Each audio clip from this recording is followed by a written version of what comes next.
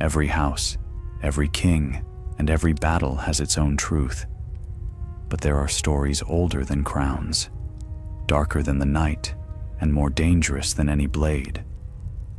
They were never written in books. They were whispered to fire, to the trees, and to the dead gods. And today, we dare to uncover one of them. The wind sighed around the high towers of the Eyrie, brushing through banners that hung pale and still beneath a cold moon. The sky was clear, a hard glitter of stars spread like jewels upon black velvet, and far below the mountain's edge, the Vale of Arryn slept in peace. Or so it seemed. Lord Petyr Baelish, who had climbed from nothing to stand as Lord Protector of that mountain stronghold, stood before his window, sipping a cup of dark red wine. He had always loved the quiet, the kind of quiet that made men uneasy. For in silence, he could hear the movements of his plans, the soft shuffling of pieces across a board only he could see. Too quiet, he murmured to himself. Far, far too quiet. Behind him, the fire crackled low. The chamber was warm, filled with the faint scent of cinnamon and ink. Papers lay in careful order across the desk. Ledgers, letters, little notes in a dozen hands. All were his weapons. All were sharpened to a fine edge. He was no knight, no warrior. His sword was parchment, his shield a smile. Yet lately, his smile had faltered. A page had gone missing, a ledger unaccounted for. Whispers traveled down the mountain faster than ravens, muttering that Lord Baelish's accounts did not balance. A small thing, easily dismissed, but Petyr knew better than any man alive that small things grew teeth. He turned from the window as a knock sounded upon the chamber door. Enter. Sir Lothor Brune, broad-shouldered and grim, stepped into the room. Another message from Gulltown, my lord, he said, holding out a folded scrap of parchment. No seal. No seal means no sender, said Baelish with a soft smile. He took the note and turned it over in his fingers, admiring the neatness of the fold. That, or someone wishes me to think so. He broke the fold and read in silence. The note was short, only 4 words, scrawled in haste. The parasite feeds within. For a heartbeat, Baelish said nothing. Then he laughed, low and amused. How poetic, he said, almost flattering. But his eyes had hardened. He crossed to his desk, set the letter down, and stared at it as though it might speak again. Someone in his own house was working against him. Someone close enough to know his games, bold enough to taunt him. Tell the steward I'll require a list of all those granted entry to my tower in the last fortnight, Baelish said softly. And send a message to the kitchens. I'll need one of the serving girls brought up from Gulltown. A clever one. Sir Lothor gave a curt nod. A clever one, my lord? Yes, said Baelish, the corners of his mouth curling. Clever enough to listen, and clever enough to be afraid. By the next morning, the sky had turned silver with dawn. The mountains glowed faintly, dusted with snow that caught the light like powdered glass. A cart rattled through the gates of the Eyrie, bearing fruit, fish, and bread, and a girl no one noticed. She was small and quick, her hair the dull brown of wet sand, her eyes sharp as glass. Her name was Marla, though she'd used 6 others in her short life. She'd been raised in the narrow alleys of Gulltown, feeding herself by listening at doors and selling what she heard. Information had always been her coin. When they told her Lord Baelish wished to see her, she thought it a jest. But the gold he offered had not been. Now, standing before him in the airy hall of the Eyrie, she felt her heart pound in her chest. He did not look as she expected. No lord's arrogance, no cold steel in his gaze, just a man who seemed to find everything amusing. So, said Baelish, circling her like a cat studying a mouse.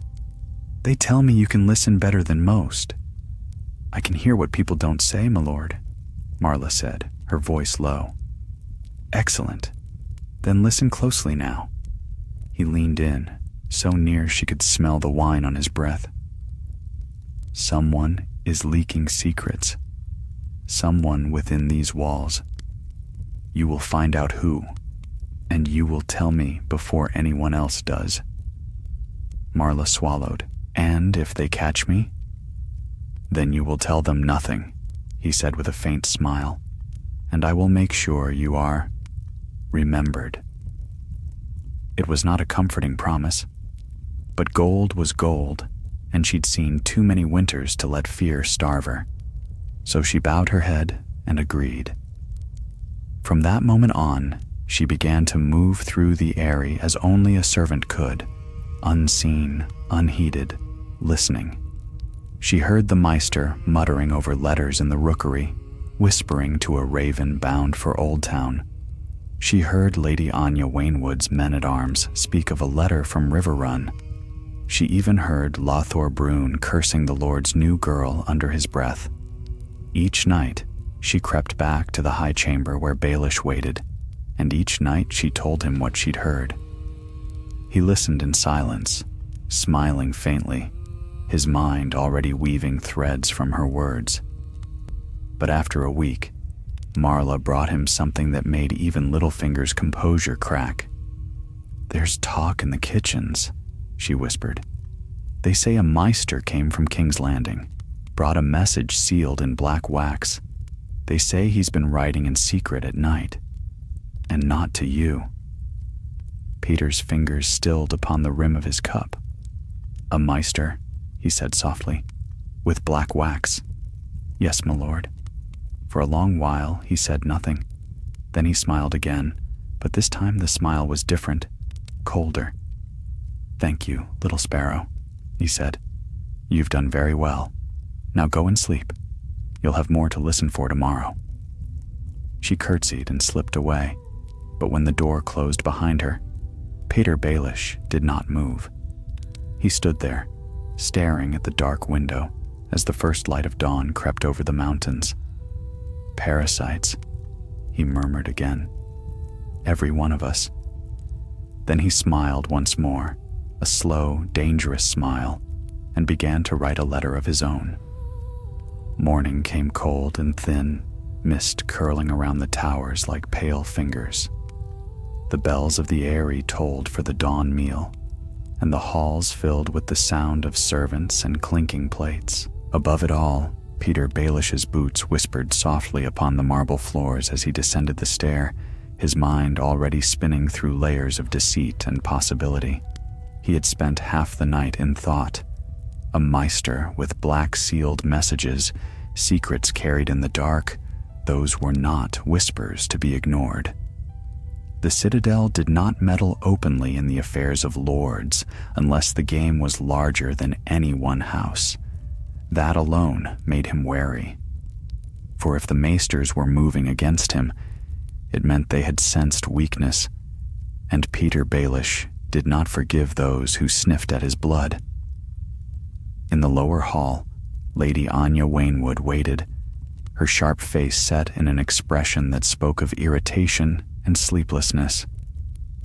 She was one of the few Vale lords who had accepted his authority without open challenge, though not without suspicion.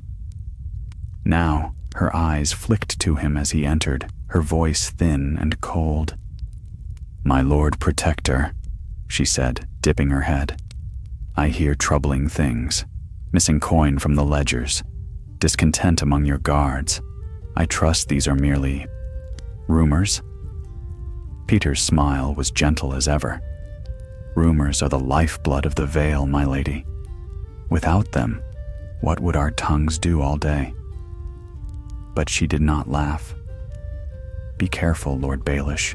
The Vale may be yours by decree, but the hearts of its people still belong to the Arryns. They do not take kindly to strangers stirring their peace." "Peace," he echoed softly. "Yes, a delicate thing. One must tend it carefully, lest it rot from within. As he spoke, he studied her eyes, searching for the flicker of guilt, the tremor that might betray whether she was part of the rot. But Lady Waynwood merely inclined her head and swept away, her cloak whispering against the stone. When she was gone, Petyr let his smile fade. He turned toward the nearest servant. "Fetch Maester Coleman to my solar, and bring the girl, Marla, the one from Gulltown, at once." The Maester arrived first, blinking behind his spectacles, his hands stained with ink and soot from the rookery. "My Lord Protector," he greeted, bowing deeply. "You sent for me?" "I did." Baelish gestured toward the parchment-strewn table. "Tell me, Maester, have we had visitors from the Citadel of late? I hear whispers of ravens bearing black seals." Coleman frowned. "From Old Town?" "No, my lord. Only a letter from the Citadel regarding Lord Robert's health. Routine matters, I assure you. As for the black seal, that must be an error. I have sent no such message." Petyr studied him in silence. The Maester's voice was steady, his eyes clear. Either he was innocent, or a master of deceit himself. "I see," Baelish said at last. "Then perhaps I am mistaken. But do take care, Maester. Secrets have a way of breeding like maggots in meat." Coleman's mouth tightened, but he bowed again. "As you say, my lord." When the Maester left, Marla slipped into the room, her small hands folded before her. She looked pale, her eyes darting nervously to the door. "My lord," she said softly. Baelish regarded her for a moment before gesturing to the table. "You've done well, little sparrow. Sit, eat." She obeyed, though she touched the bread as though afraid it might bite her. "I need you to listen again," he said, "but not to servants this time. The Maester lies, or hides something. Watch him. At night, when the rookery is quiet, bring me what you see." Marla swallowed. If he catches you," Baelish interrupted, "then you are clumsy, and clumsy girls fall from high places." The words were gentle, but the meaning was steel. She nodded quickly, clutching the bread as though it might steady her. That night, the moon hung low over the mountains, and the wind hissed through the narrow windows. The rookery sat high above the Eyrie's main tower, filled with the restless flutter of ravens. Marla crept along the wall, her bare feet silent on the cold stone. She had been afraid before, but this was different. This was the kind of fear that tasted like iron in her mouth. The torches had burned low, and the air smelled of straw and guano. Through a crack in the door, she could see Maester Coleman at his desk, the candlelight flickering over his face. He was writing, fast, nervous strokes of the quill. She leaned closer. The parchment bore the faint impression of a sigil, a broken tower and a chain of links. Her heart raced. That was no seal of the Vale. That was Old Town's mark. The Maester finished the letter, dripped black wax upon it, and pressed a seal into the hot pool. Then he rose and walked to the nearest raven cage. Marla's hand trembled as she watched him tie the message to the bird's leg. The raven beat its wings once, twice, and was gone into the night. For a long while, Marla stayed hidden in the shadows, her breath shallow, her mind spinning. Then she slipped back down the stair and ran to Baelish's chamber, heart hammering like a drum. He was awake when she arrived, sitting by the fire as though he had known she would come. "Well?" he asked. She told him everything, the writing, the seal, the raven. He listened without interrupting, his eyes dark and still. When she finished, he poured himself a cup of wine. "Black wax," he murmured, "a broken tower and a chain. So it is true." "What does it mean, my lord?" she asked. "It means," he said softly, that the maesters have decided I have risen too high. They think they can prune me from their garden before my roots grow deep." He stood and crossed to the window, looking out over the sleeping vale. "They forget, little sparrow, that I have learned to feed on rot." Marla said nothing. She watched the firelight flicker across his face and thought, not for the first time, that there was something in him colder than the stones of the eyrie itself. After a long silence, Baelish turned back to her. "Go to the rookery again tomorrow, but do not watch the Meister. Watch who meets him there. The citadel does not act alone. There is always another hand." She bowed and left, the echo of her footsteps fading down the hall. When she was gone, Petyr Baelish drew another sheet of parchment toward him and began to write. His pen moved quickly, precise and smooth, as if he were sketching lines upon a battlefield no one else could see. By the time the first light touched the mountain peaks, a raven carried his message into the dawn, bearing no seal at all. He smiled faintly to himself as it vanished into the clouds. "Let them think they hunt me," he whispered. "Parasites never know when they've been swallowed whole."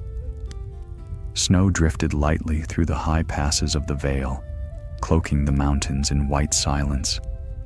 The days grew shorter, the nights sharper, and the eyrie seemed to float upon a sea of clouds, beautiful, cold, and utterly isolated. To Petyr Baelish, isolation was both a weapon and a curse. It kept his enemies far, but it left him with only whispers for company, and whispers could wound as deeply as blades. He sat in his solar before the fire, feeding it fresh logs while his thoughts fed on themselves. His latest letter had gone to Gulltown, though none knew to whom. The raven carried no seal, no sign of origin, only words that would set certain men to trembling. He had sent dozens such letters in his life, each one a thread in the great web of lies that sustained him. But this one was bait. By midday, word came from the stables. A rider had arrived from the lowlands, cloaked in gray and carrying no sigil. Sir Lothor Brune admitted him under Baelish's command, though with a hand ever near his sword. The man was small and wiry, with a face both sharp and forgettable. His name was Gerard, and he'd served Petyr once in King's Landing, gathering secrets for coin. When Baelish greeted him in the hall, Gerard bowed deeply. "My lord, your message reached me. You said you have a pest problem." Petyr smiled. "A pest, a parasite. Choose the word that pleases you. There is something within the eyrie that gnaws at my walls. I would see it starved." Gerard's grin showed a missing tooth.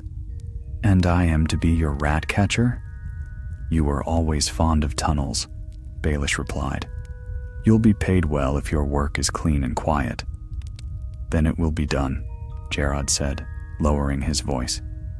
"But vermin have a way of hiding in noble robes, my lord.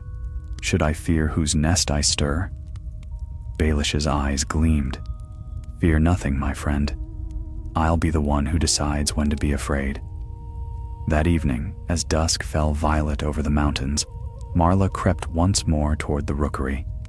She had grown accustomed to her task, though each step still quickened her pulse.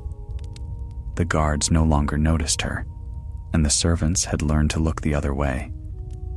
In the eyrie, the invisible were safest. But that night, when she reached the rookery, the door was ajar. Candlelight flickered within, and she heard voices, 2 men speaking low. One was Maester Coleman's familiar rasp, the other unknown. She pressed herself against the wall and listened. "I can't risk another raven," the stranger was saying. "If Baelish suspects, he already suspects everything," Coleman answered. "But he has no proof, and by the time he does, the veil will be rid of him. You said the Archmaesters agreed." "They did. the other man replied. Baelish's manipulations threaten the order of the realm. The Citadel won't stand by while a common-born schemer poisons lords and crowns alike. Once his accounts collapse, his allies will scatter. He'll fall as quietly as he rose. Coleman sighed. I pray you're right. But if he learns of our letters, he won't, said the stranger. I burned them all. No trace remains. Marla dared a glance through the crack in the door. The stranger wore no Meister's chain, though he carried himself with the calm of one who knew secrets too well. His cloak was plain gray, his hair cropped short, and then his gaze flicked to the door. Marla's breath caught. She ducked back, heart pounding, but too late. The door creaked open. A hand shot out, seizing her wrist. Who's there? The stranger hissed. She struggled, twisting like a cat, but the man's grip was iron. He dragged her into the light. Coleman's face went pale. A servant girl, he whispered. By the 7. She's been listening, the stranger said. How long?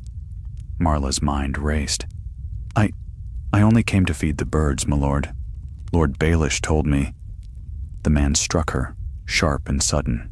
She stumbled, hitting the wall. She knows, he said coldly. We can't risk. Wait, Coleman interjected, trembling. If she vanishes, Baelish will know. He notices everything. Best to keep her alive, watched. Perhaps even feed him lies through her. The stranger hesitated. Then, slowly, he released her. Very well, he said. Do it your way, Maester. But if she speaks of this to anyone... He drew a small dagger from his belt, its blade catching the candlelight. You will silence her yourself. Marla nodded quickly, tears stinging her eyes. Aye, my lord.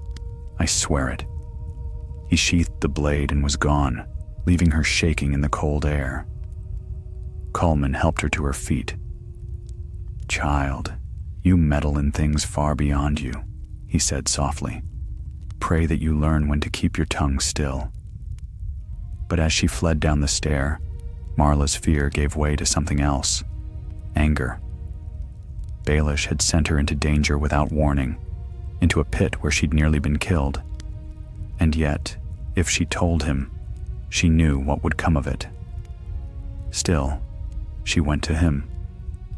Because she was his creature now, and creatures obeyed their masters. When she reached his chamber, he was alone. The fire burned low, and a half-finished glass of wine sat by his elbow. He looked up when she entered and smiled faintly. Well, he asked, what did our Meister write tonight? Marla hesitated, then told him everything. The stranger, the conversation, the dagger. Baelish listened without a word, his eyes glinting like polished steel. When she finished, he rose and poured a second glass of wine, handing it to her. You did well, little sparrow. Very well indeed. But my lord, she whispered, they know about me. They'll kill me if they can. Then we'll have to make sure they cannot. He paced before the fire, thoughtful. The Citadel moves to ruin me through coin. They mean to expose my debts, my falsified ledgers, and turn the lords against me. Clever, but not clever enough. Marla watched him closely. What will you do? What I've always done, he said softly. Turn their tools against them. He sat and drew a fresh parchment. His quill scratched swiftly across the surface, shaping words like blades. By morning, he murmured, this letter will reach Gulltown. By nightfall, the Maester's ally will be a hunted man, and by tomorrow's dawn, I shall have his confession, one way or another. He sealed the parchment with wax, the imprint bearing only a mocking sigil of his own devising, a mockingbird. As he pressed the seal, his eyes flicked to Marla. You've done more for me than most lords ever did, girl. Keep your wits sharp, and you might yet live long enough to see what comes of all this. She said nothing. She only nodded, clutching her cup tightly. Later, when she left his chambers, the hallways of the Eyrie seemed darker than before. The snow had stopped, and the wind had fallen still, but the silence felt heavy, like breath held before a scream. Somewhere deep within the keep, a raven stirred, waiting for dawn. And in that quiet hour, Marla realized what it meant to serve Petyr Baelish. He was no lord, no savior, no protector. He was a spider who fed on the fear of flies. And she, for all her cunning, was still caught in his web. Yet even spiders sometimes forgot that webs could burn. The dawn broke red above the vale, bleeding light across the snowy peaks. The Eyrie woke to its usual rhythm, bells ringing, servants hurrying through frost-bright halls, and Lord Robert's pitiful coughing echoing faintly from the upper chambers. Yet beneath that daily clamor, a darker current stirred. The night's raven had flown, and Petyr Baelish's new game was already in motion. He stood in the Solar's window embrasure, watching the sky lighten, his face calm but his thoughts whirring like gears. In the hearth, the fire was dying, but Baelish had never needed warmth. He thrived in the chill. Behind him, Sir Lothar Brune entered, armor half-buckled, eyes bleary from too little sleep. "A message, my lord," he said, holding out a sealed parchment. "It came with the dawn from Gulltown. The writer claims he brought it from your own hand." Petyr's smile flickered. Did he indeed? He broke the seal, unfolding the letter with careful fingers. Inside was a short reply, written in a hand he knew, Gerard's. "The gull has sung, the worm writhes, expect proof before sunset." Baelish's smile deepened. "Excellent," he murmured. "Proof before sunset. It seems our parasite is about to crawl into daylight." Lothar shifted his weight. "If you'll forgive me, my lord, this business feels foul. There's talk among the guards. Men say the Meister's uneasy, and Lady Waynwood's men are gathering in secret. They wonder if you plan to move against them." "Let them wonder," said Baelish. "Suspicion keeps swords sharp." He turned away from the window and poured himself wine. "Oh, and send the girl to me, the clever one." Marla came an hour later, wrapped in a cloak too large for her face pale with sleeplessness. She had not eaten since the night before, and the bruises from the stranger's blow were still faint upon her cheek. But when she entered, she bowed low, masking her unease. "You sent for me, my lord." "I did." Baelish's tone was almost tender. "You have done well, little sparrow, but now the game turns sharper. You've seen one of the Citadel's agents already, the man with the gray cloak. He'll not show his face again. I've sent others to deal with him." Marla's heart quickened. "Deal with him?" Baelish's smile held no warmth. "Some parasites must be crushed outright. But our maester? He is a subtler creature. He thinks himself virtuous. He will not die by blade or poison. His end will come by paper." He placed a parchment before her. It was blank. "You will deliver this to Maester Coleman's chambers before nightfall. Say nothing of it. Leave it where he will find it quickly. When he reads it, the trap will close." Marla frowned. "But there's nothing written." "Not to your eyes," Baelish replied. "Some ink shows itself only to those who should not see it. Now go." She bowed and left, the blank parchment trembling in her hands. By noon, the vale was shrouded in mist again, and the Eyrie seemed suspended in cloud. From the courtyard came the faint sounds of Lord Robert's play, his shrill laughter, and the muffled tones of Lady Lisa's maids. It all felt strangely distant, like a memory half forgotten. Marla made her way through narrow corridors toward the rookery tower. Each step echoed softly. She had told herself she was not afraid, but fear clung to her like the cold. When she reached the Meister's chamber, she found it empty. The hearth burned low, casting long shadows across the walls. On the table lay open books and scattered scrolls, records of healing, accounts of grain, ledgers of coin. Her eyes darted to one of them, accounts of the Vale under Lord Protector Baelish. Curiosity overcame caution. She flipped the cover open. Inside were columns of numbers and notes, all written in the Meister's neat hand. But something was wrong. The sums did not balance. Gold was missing, whole chests of it. Lines were crossed out, replaced, amended. Some margins bore small symbols she did not understand, circles and links, drawn like the Meister's chain. Marla's stomach turned. The Maester's words echoed in her memory. He already suspects everything. She replaced the ledger carefully and laid the blank parchment where Baelish had told her. Then, before leaving, she stole a single loose page from the ledger and tucked it into her sleeve. As she closed the door behind her, she thought she heard a faint scratching sound from above, the restless shifting of ravens in their cages. That night, as Baelish had promised, the Eyrie was alive with rumor.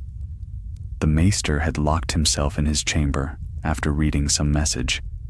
Servants whispered that he had gone pale as death. Some said he had thrown a letter into the fire. Others claimed he had called for quills and ink, writing furiously until his hand cramped. When Petyr heard this, he only smiled. At dusk, Sir Lothor entered his chamber, helm in hand. "The Maester sends word, my lord. He requests to speak with you privately, at once." Baelish's smile widened. "So soon? Bring him." A few moments later, Maester Coleman entered, trembling slightly. He held a folded parchment in one hand. "My lord," he began, "I must confess something grave. I have been deceived." "Deceived?" "Yes," Coleman said quickly. "There were letters, false reports of your mismanagement, forged accounts sent to the Vale's lords in my name. I see now they were meant to ruin you, to pit the Citadel against your cause. I have destroyed them all. I swear it upon my chain."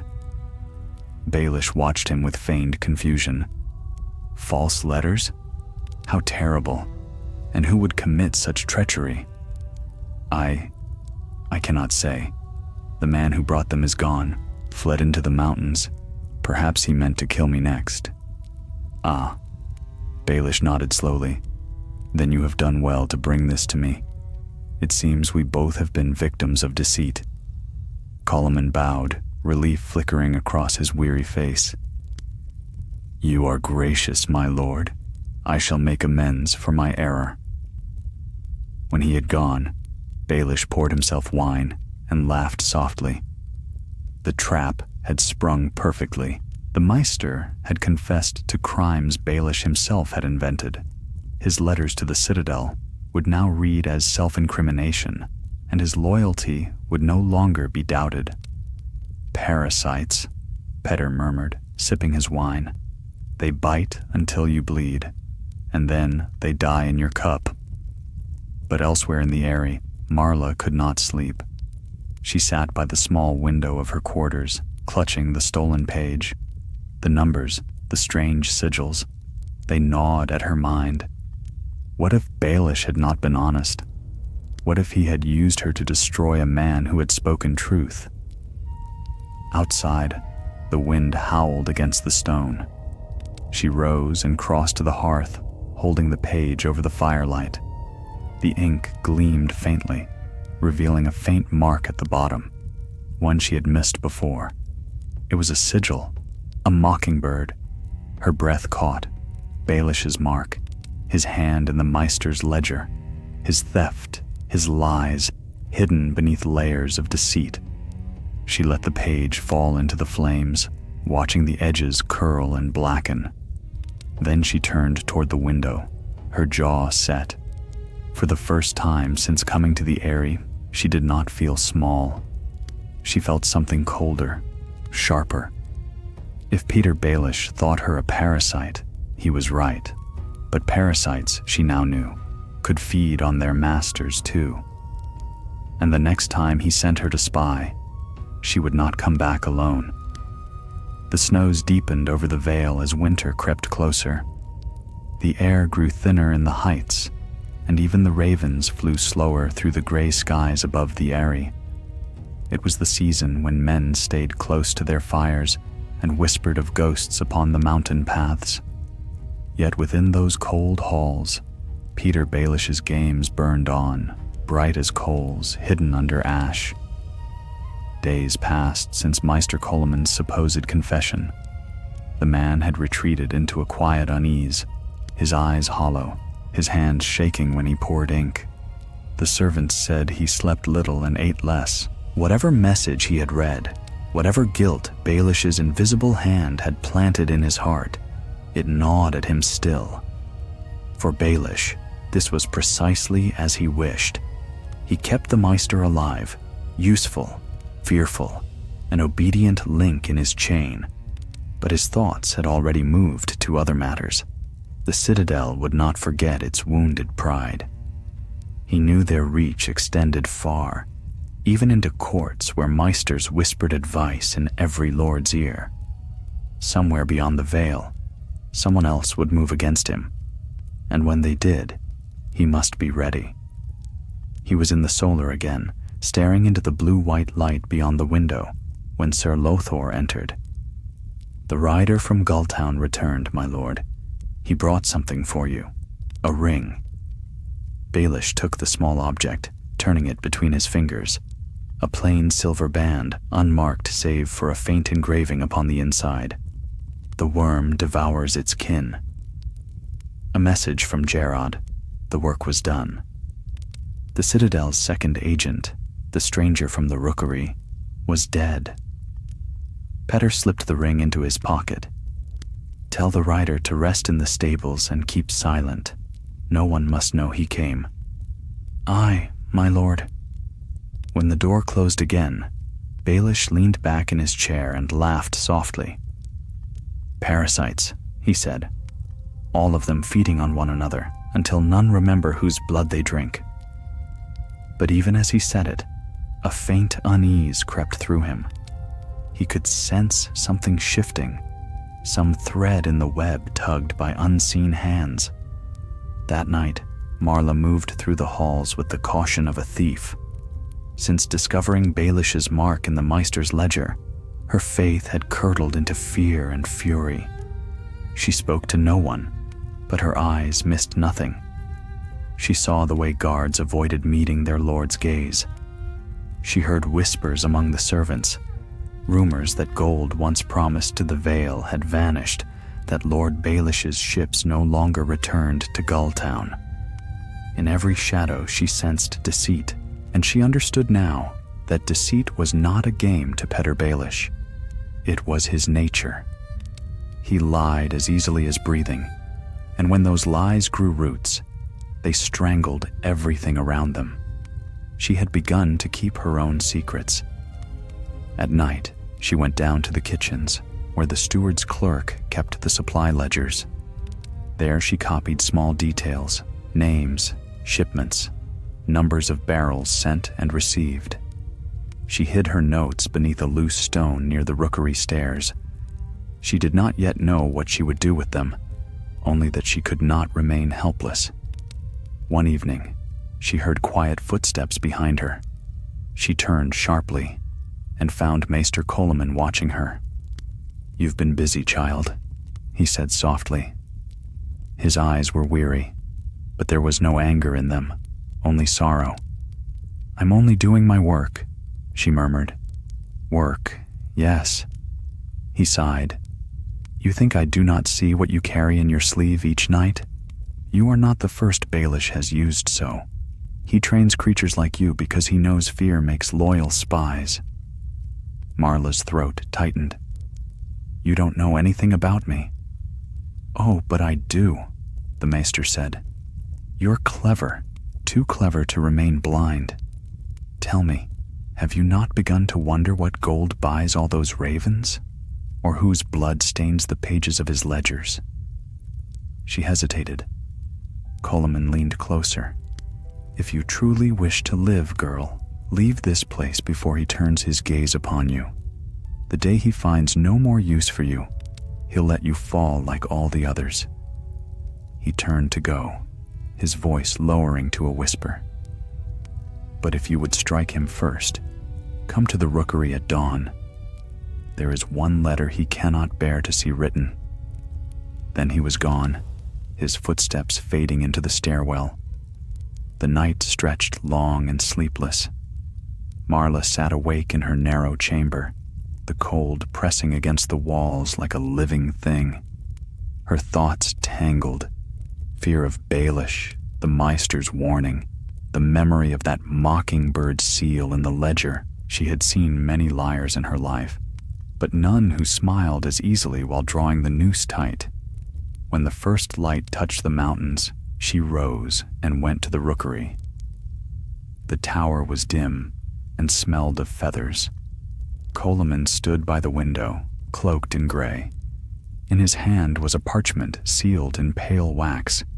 "It is not yet sent," he said, "but when it flies, the veil will tremble." Marla stepped closer. "What does it say?" "Truth," he answered simply.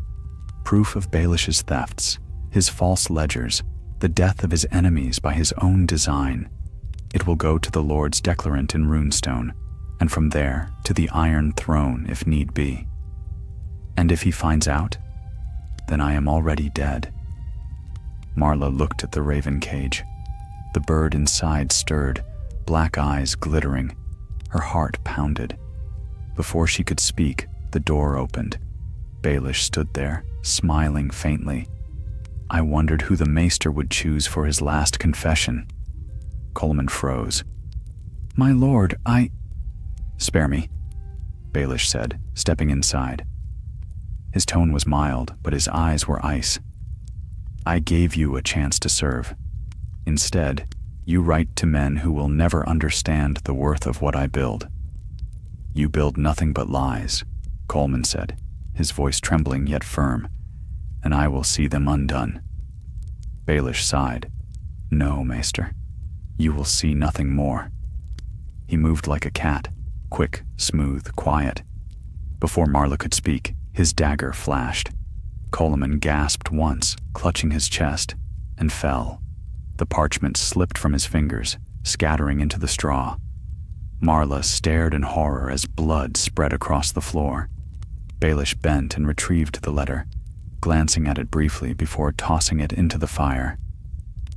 "There," he said calmly, watching the wax bubble and burn. "The truth always burns so beautifully." He turned to her then, his smile thin. "You've served me well, little sparrow, but now you've seen too much. Tell me, will you stay loyal?" She could barely breathe. "Yes, my lord," she whispered. "Good." He brushed past her, the dagger still glinting faintly in his hand. "Then feed the ravens and clean the floor before dawn. The eyrie must look spotless when the sun rises." When he was gone, Marla sank to her knees beside the Maester's body. His eyes were open, fixed on the window. The raven in its cage croaked softly, wings fluttering. She knelt there for a long time, until the blood cooled.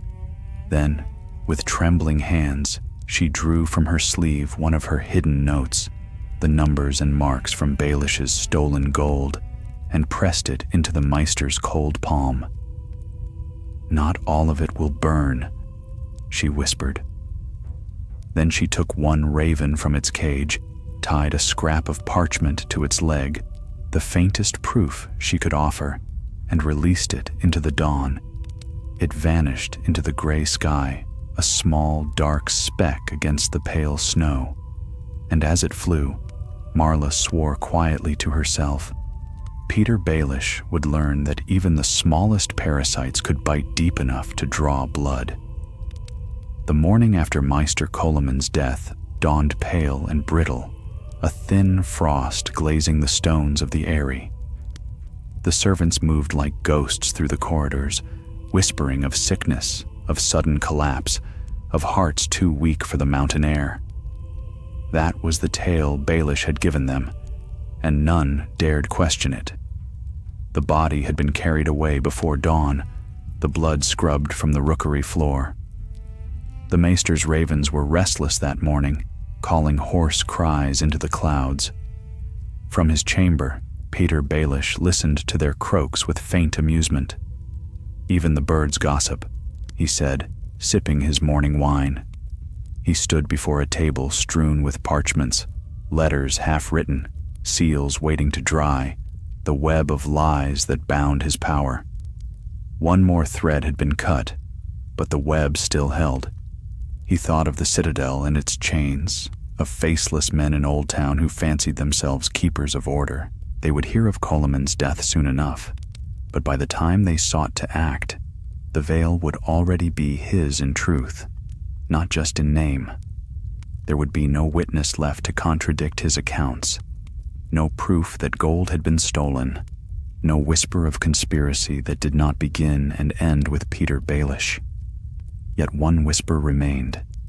He turned from the fire. "Bring me the girl," he told Sir Lothor. When Marla entered, she looked older somehow, eyes shadowed, lips pressed tight. She bowed, but the motion was stiff. "You've not been sleeping," Baelish observed. "Guilt keeps poor company, though I find it quite instructive. Tell me, little sparrow, what did you think when you saw me strike him down?" Marla's voice was barely a breath. "He was a traitor." Baelish smiled faintly. "You speak the words, but not with belief. Did he whisper to you before the end? Did he beg for pity?" She shook her head, and he watched her with the patience of a man carving something delicate from stone. "I gave you life, Marla. You were nothing before I found you in Gulltown. Do you remember the smell of the fish market, the scraps you fought for, the guards who laughed while you starved?" Her gaze flickered downward. "I saved you," he said softly. "You've spied, you've lied, and you've survived, all because of me. So tell me, will you let one dead man spoil your gratitude?" "No, my lord." "Good." His smile returned, smooth as glass. "Then there is one last task for you." He handed her a folded parchment. "A message for Lady Waynwood. It will ensure her continued loyalty. You will deliver it tonight by hand and return before the moon is high." She took the letter, her fingers trembling. "Yes, my lord. Be swift and be silent." When she left, Baelish turned to the fire once more. He could read people as easily as ledgers, and the girl's eyes had told him everything. Fear could be sharpened into loyalty, but it dulled quickly. She was beginning to think for herself, and that was always dangerous.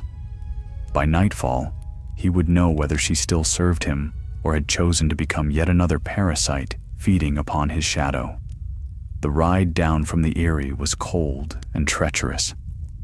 Marla followed the narrow mountain path on a small mule, guided by a lantern that swung in the wind. Snowflakes drifted like ash in the moonlight. Somewhere below, the lights of Lady Waynwood's camp gleamed faintly through the fog. The guards at the gate let her through when she spoke Baelish's name.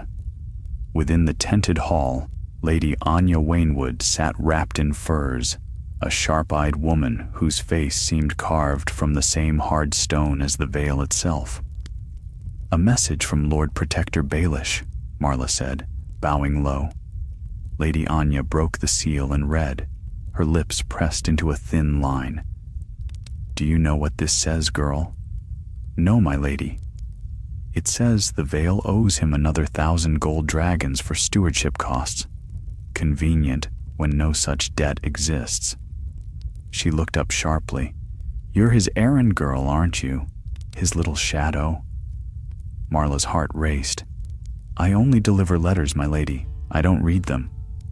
"Then listen," Lady Waynwood said, lowering her voice. Your master plays a dangerous game. He's made enemies enough to fill a hall, and when his luck ends, he'll take down every fool who served him. Do you want to hang beside him?" Marla swallowed hard. Anya studied her for a long moment, then leaned forward. "You're young. You could vanish tonight, before he grows suspicious. I'd see you safe in Runestone if you speak what you know." The words struck like a spark. Marla hesitated, torn between terror and a fierce, quiet hope.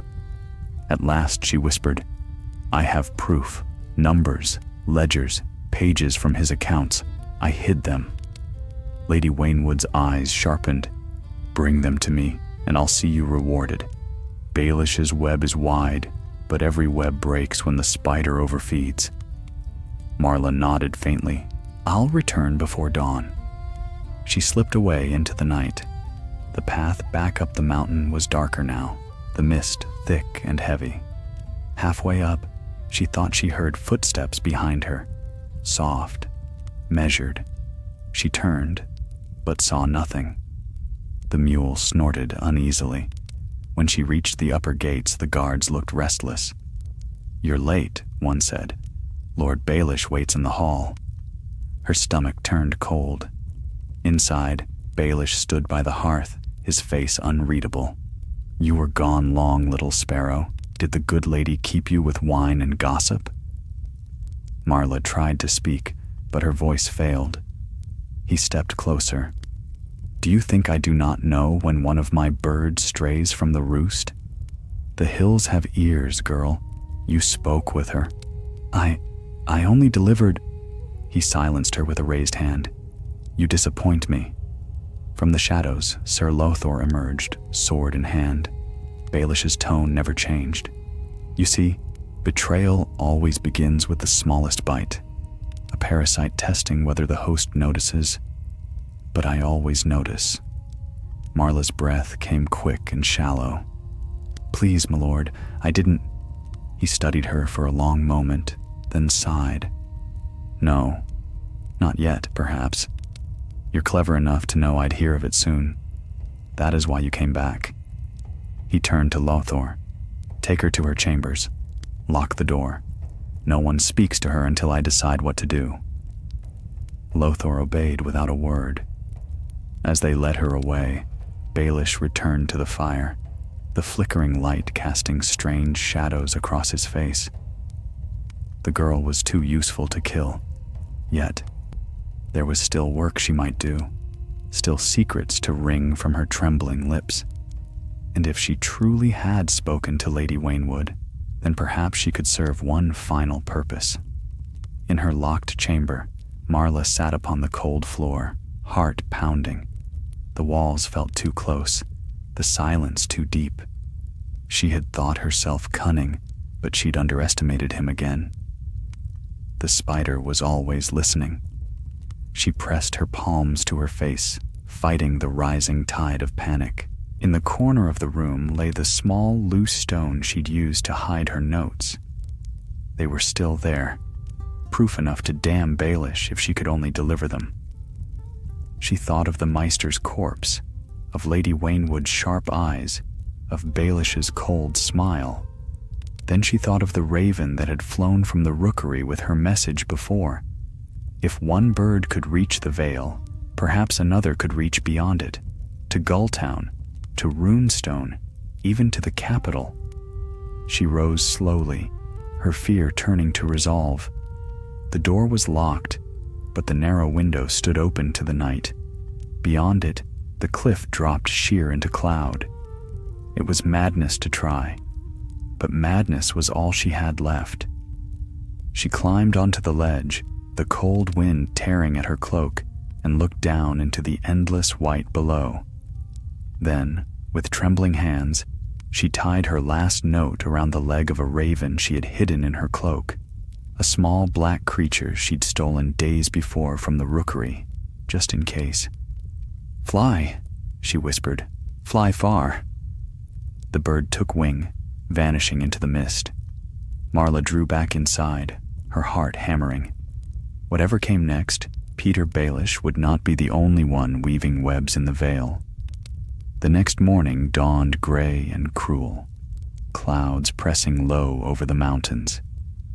In the Vale, winter had settled deep enough to still even the rivers, their waters crusted in ice. The Eyrie rose above it all like a ghostly fortress, its white towers merging with the sky.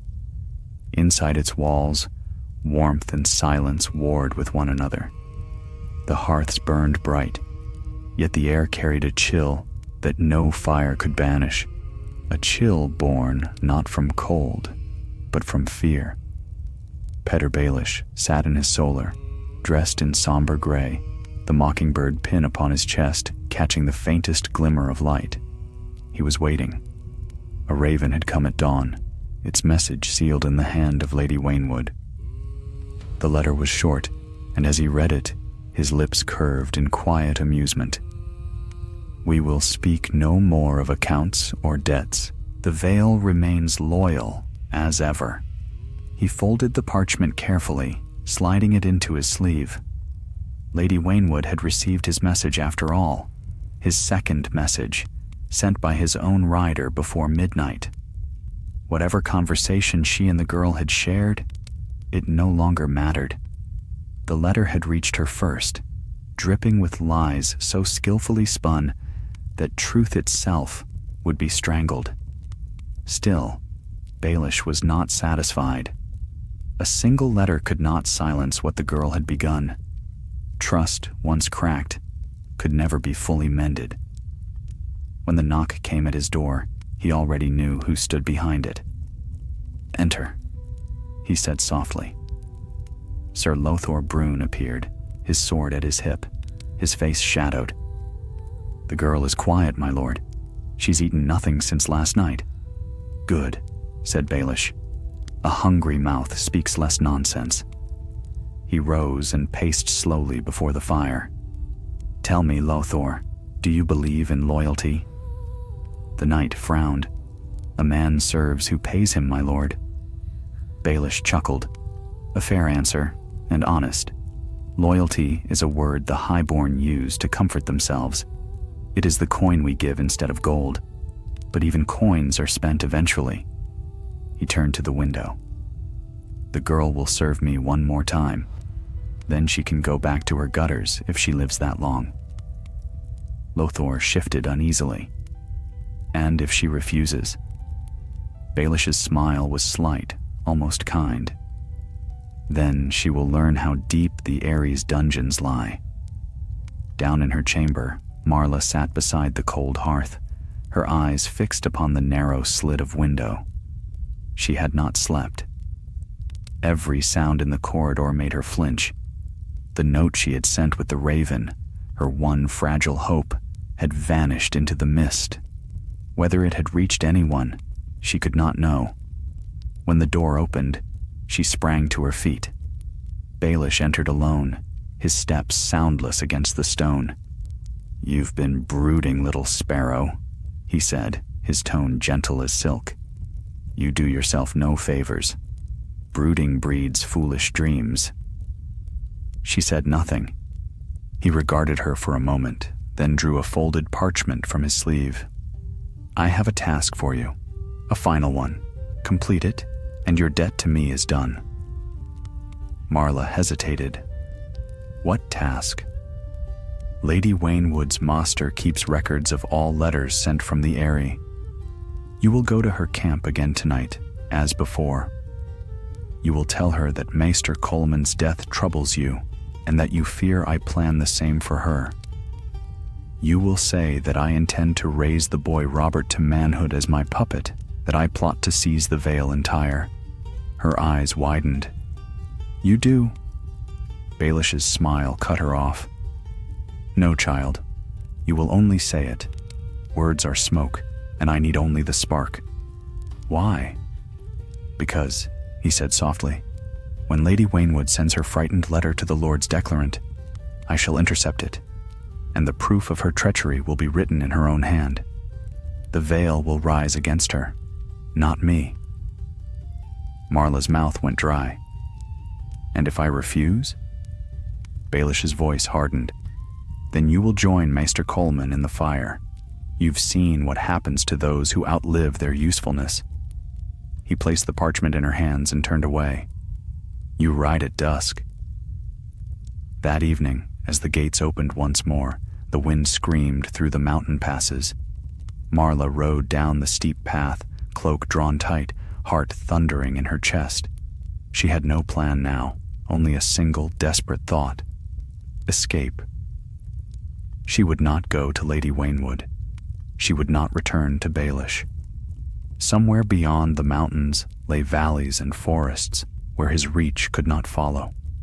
She could vanish again into the gutters, become no one, as she had been before.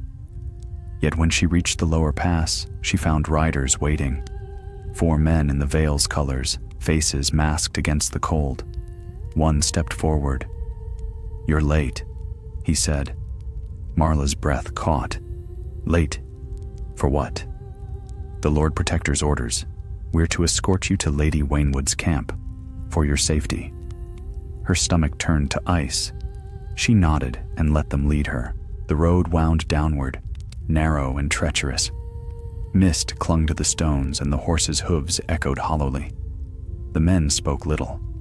One rode behind her, too close. She could feel his gaze. Halfway down the pass, the leader raised a hand. "Hold!" They stopped beside a sheer drop, the fog swirling below. Marla turned. "Why have we stopped?" The leader dismounted. "Orders changed," he said flatly. "No need for an escort after all." Her heart lurched. "Wait!" He seized her arm. The others moved in silence. Panic surged. She tore free, scrambling back toward her mule. "Tell him I did what he asked, please." The man's expression did not change. "He told us you'd say that." He drew his knife. For one wild instant, she saw his face clearly in the dim light, and behind him, a shape moving in the mist. A crossbow twanged. The man's head snapped back, a shaft sprouting from his throat. He fell without a sound. The others shouted, reaching for weapons, but another bolt flew, then another. Within moments, 3 lay still upon the stones. Marla froze, breath coming in ragged gasps. From the fog rode a lone figure cloaked in gray. His face was hidden, his bow still in hand. "Move," he said roughly, "before more come." She hesitated. "Who are you?" "Someone who prefers Baelish alive only long enough to ruin him." He reached down, pulling her up onto his horse. The animal snorted and leapt forward into the fog. Behind them, the Eyrie loomed far above, its towers fading into the night. Hours later, as they rode beneath the shadow of the mountains, Marla dared to speak again. "Why did you help me?" The man's voice was low and grim. "You sent a raven 3 nights past. It reached the right hands. I was sent to find you before his men did." "Who sent you?" "Runestone. Lord Jan Royce. He has questions about Baelish's accounts and the courage to ask them." Marla closed her eyes. The wind stung her face, but for the first time in weeks, it did not feel like fear. It felt like air. "Then we must hurry," she whispered. "He'll come after us." The rider nodded. "He'll try. But the Vale is changing, girl. The lords grow restless, and the spider's web is beginning to tear." As they vanished into the dark valleys below, snow began to fall once more, soft and relentless. And high above, in the silent fortress of the Eyrie, Petyr Baelish stood by the fire, staring into the flames. He did not yet know the girl had escaped, nor that his own letters would soon betray him. He only smiled faintly and murmured to himself, "All men feed upon something, but even parasites, when starved, learn to bite." The wind from the mountains wailed through the high passes, cold enough to flay the skin from a man's face. By dawn the fog had lifted, and the first rays of sun bled weakly across the snowbound ridges of the Vale. Somewhere in those peaks, far below the Eyrie, a single rider pressed onward through the drifts, a gray-cloaked man with a girl slumped before him on the saddle. They rode without speaking for hours, the hooves of the horse crunching softly against ice. When at last they came to a narrow hollow between two cliffs, the man drew rein. "We rest here," he said, swinging down and pulling Marla with him. "The beast needs breath as much as we do." Marla stumbled to her feet. Her hands were numb, her lips blue from cold. She stared up at the cliffs that hemmed them in, sheer gray walls crusted with frost, rising like prison bars on either side. "Where are we?" she whispered. "Halfway to Runestone," the man replied. He crouched beside the horse, loosening the girth strap and pulling a small bundle from the saddlebag. "There's a hunting lodge farther south. We'll reach it by night if the weather holds." Marla's gaze darted to him. "You said Lord Royce sent you. Is that true?" He looked up, meeting her eyes for the first time. Beneath his hood, his face was lean and hard, with a scar that ran from his temple to his jaw. "I, Jan Royce, and a few others who still remember what honor is. They've had enough of Baelish's games." "Does he know?" The man gave a thin smile. "If he knew, we'd both be dead." Marla sank onto a rock, drawing her cloak tight. For the first time since she had fled the Eyrie, she let herself breathe. The air tasted of pine and snow, clean and sharp. Still, her heart would not quiet. Every whisper of wind through the pines sounded like pursuit. "What's your name?" she asked at last. "Call me Garrett," he said. "It's close enough to truth." She studied him for a moment.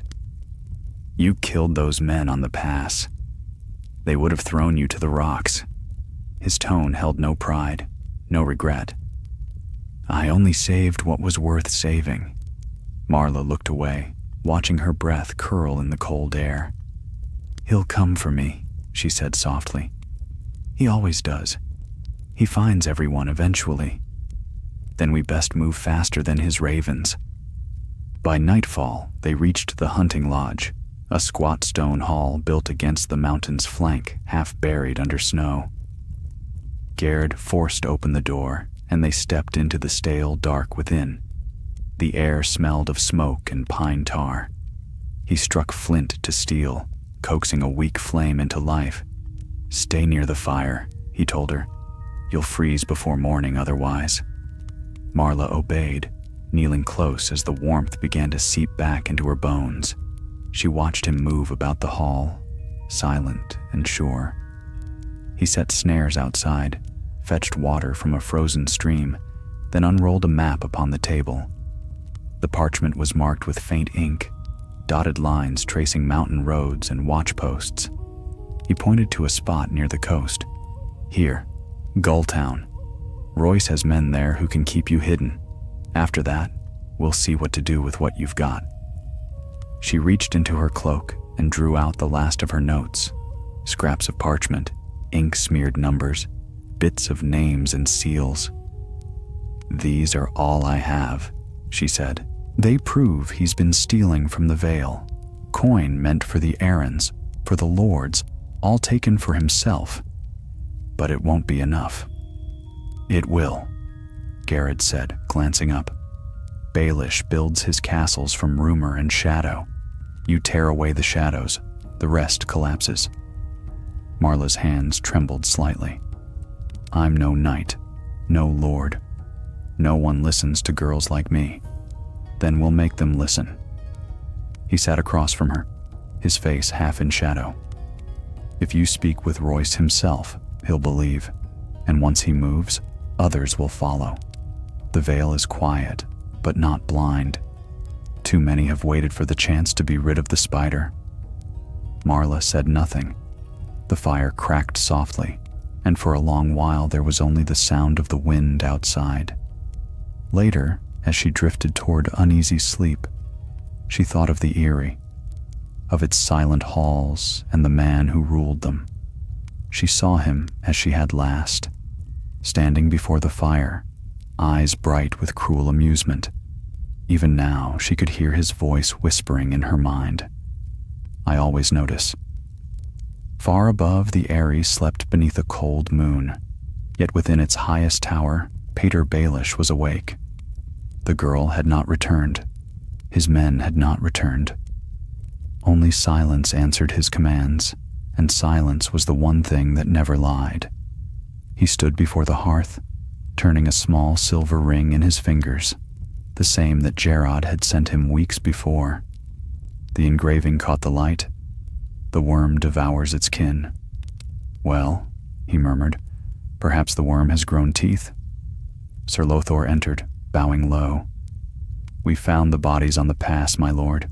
The girl escaped. Baelish's smile did not waver. And the riders? Dead. Killed by crossbow bolts. Not hers. Of course not. She's no killer. Baelish set the ring down, his gaze distant. Someone helped her. Lady Waynwood? Too cautious. No. Someone bolder. He turned, his eyes glinting in the firelight. Jan Royce. He's long despised me. He's waited for an excuse. Lothor shifted uneasily. What shall we do, my lord? Baelish stepped closer to the fire. Do? We prepare. If the Vale's lords wish to question my accounts, we'll give them proof enough to choke on. Draft a letter to Lord Royce. He will find it waiting when he wakes, signed in the hand of a girl who fears her own betrayal. Lothor frowned. You mean to forge her name? Names are tools, Sir Lothor. She gave hers to me the moment she took my coin. He smiled faintly. And tools, when dulled, are discarded. 2 nights later, a raven reached Runestone. It bore a letter in a trembling feminine hand.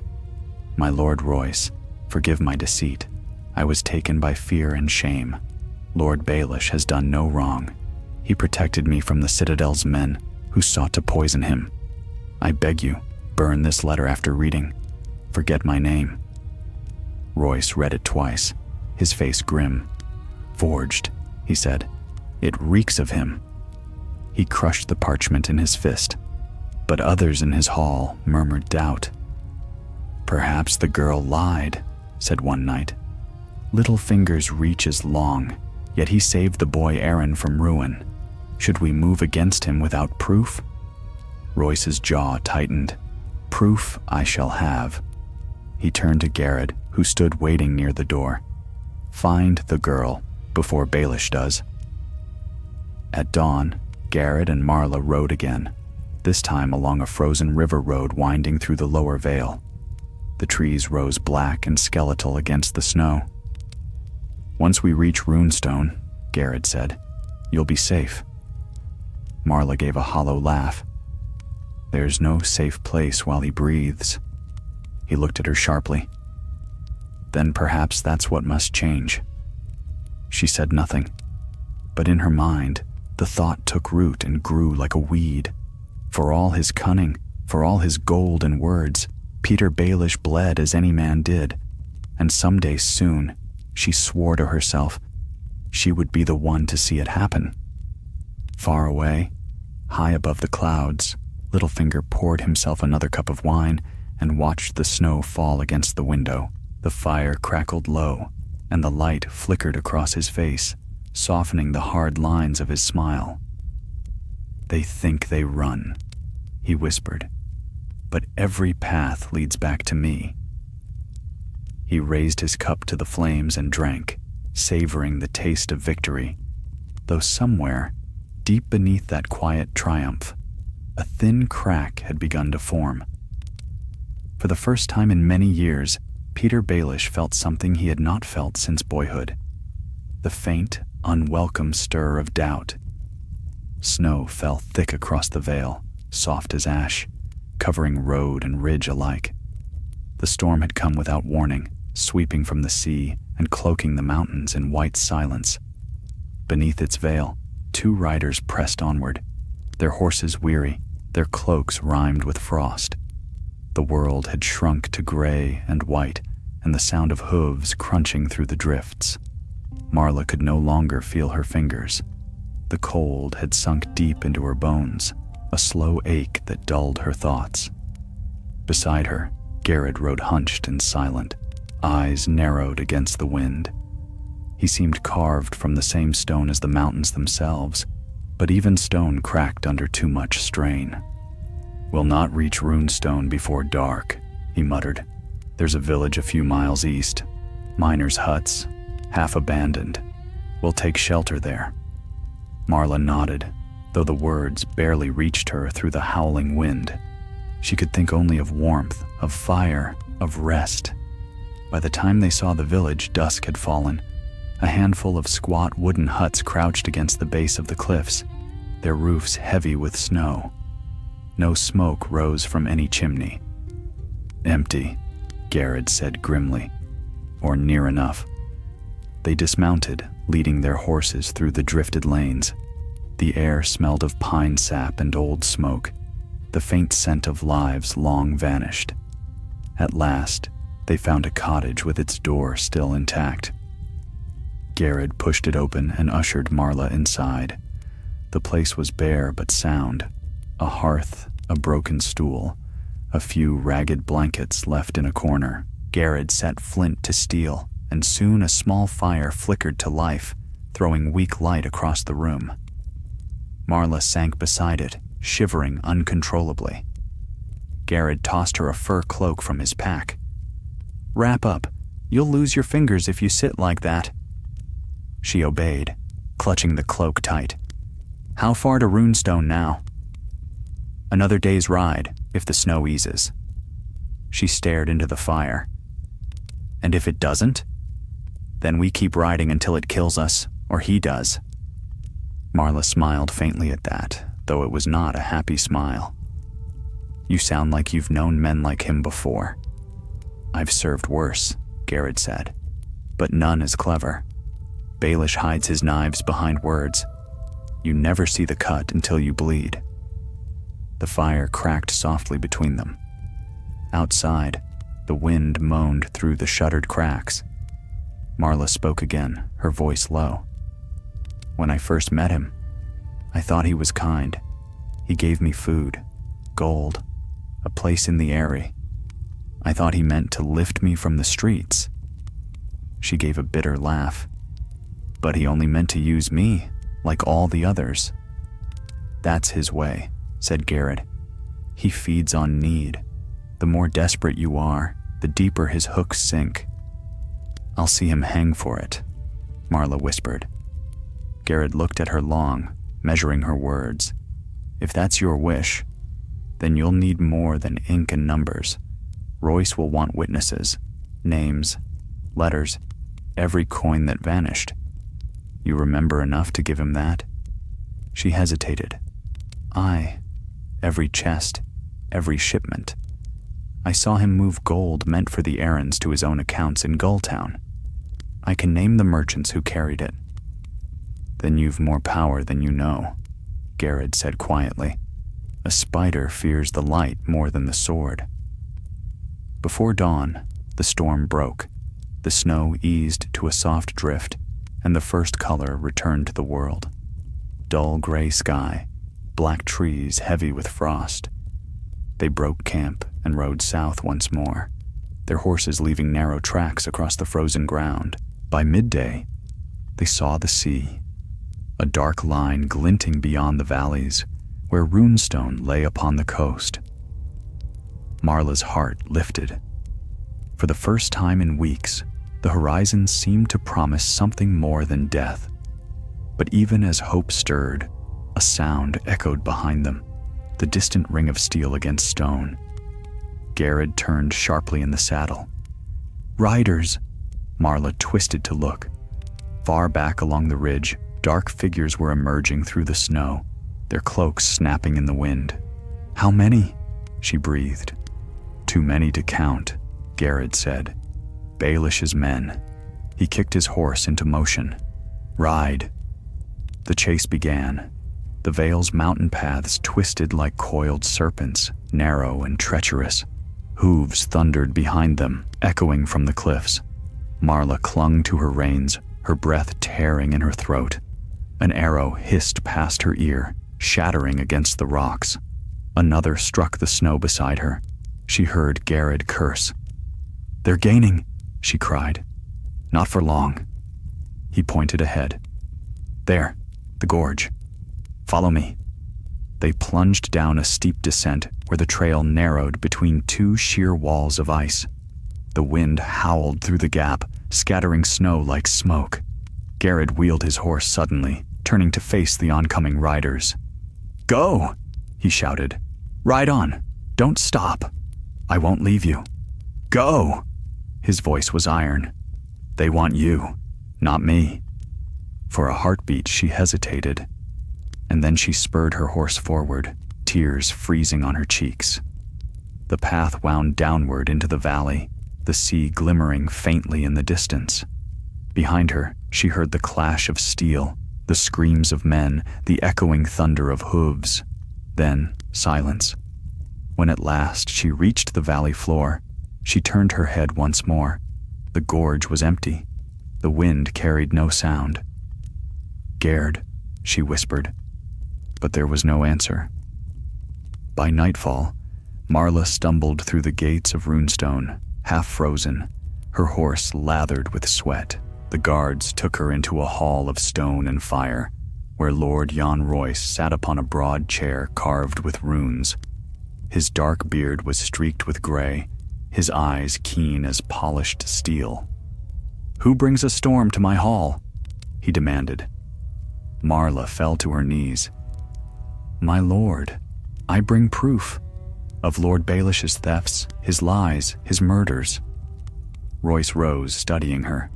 "You're the girl he calls his sparrow, are you not? The one the Eyrie lost to the snows." "Aye, my lord," she whispered, "but I've not come alone." She opened her cloak and drew forth the packet of papers, the ledgers she had carried hidden all this way, sealed in wax and bound in leather. She laid them before him. "These are his accounts, the gold he took from the Vale, the men he paid to silence me, and the names of those who helped him." Royce unbound the packet, scanning the pages. His brows knit. "If this is true, it's enough to bring half the Vale's lords to my side." "It is true," she said. "I swear it by every god that still listens." Royce nodded slowly. "Then rest, child. You've done more than most knights of the Vale would dare." He turned to his steward. "Send word to Iron Oaks, to Longbow Hall, to Red Fort. The time for whispers is done. If Baelish thinks the Vale his to plunder, he'll learn whose blood runs in these mountains." Marla bowed her head, too weary to answer. As she was led away to a warm chamber and food, the weight of exhaustion at last overcame her. She lay upon the bed and closed her eyes. In the silence before sleep, she thought of Garrod, of his gray cloak vanishing into the storm. She did not know if he lived, but she whispered a prayer for him all the same. Above the mountains, the night wind carried faint echoes of steel and distant thunder. The web had begun to tremble.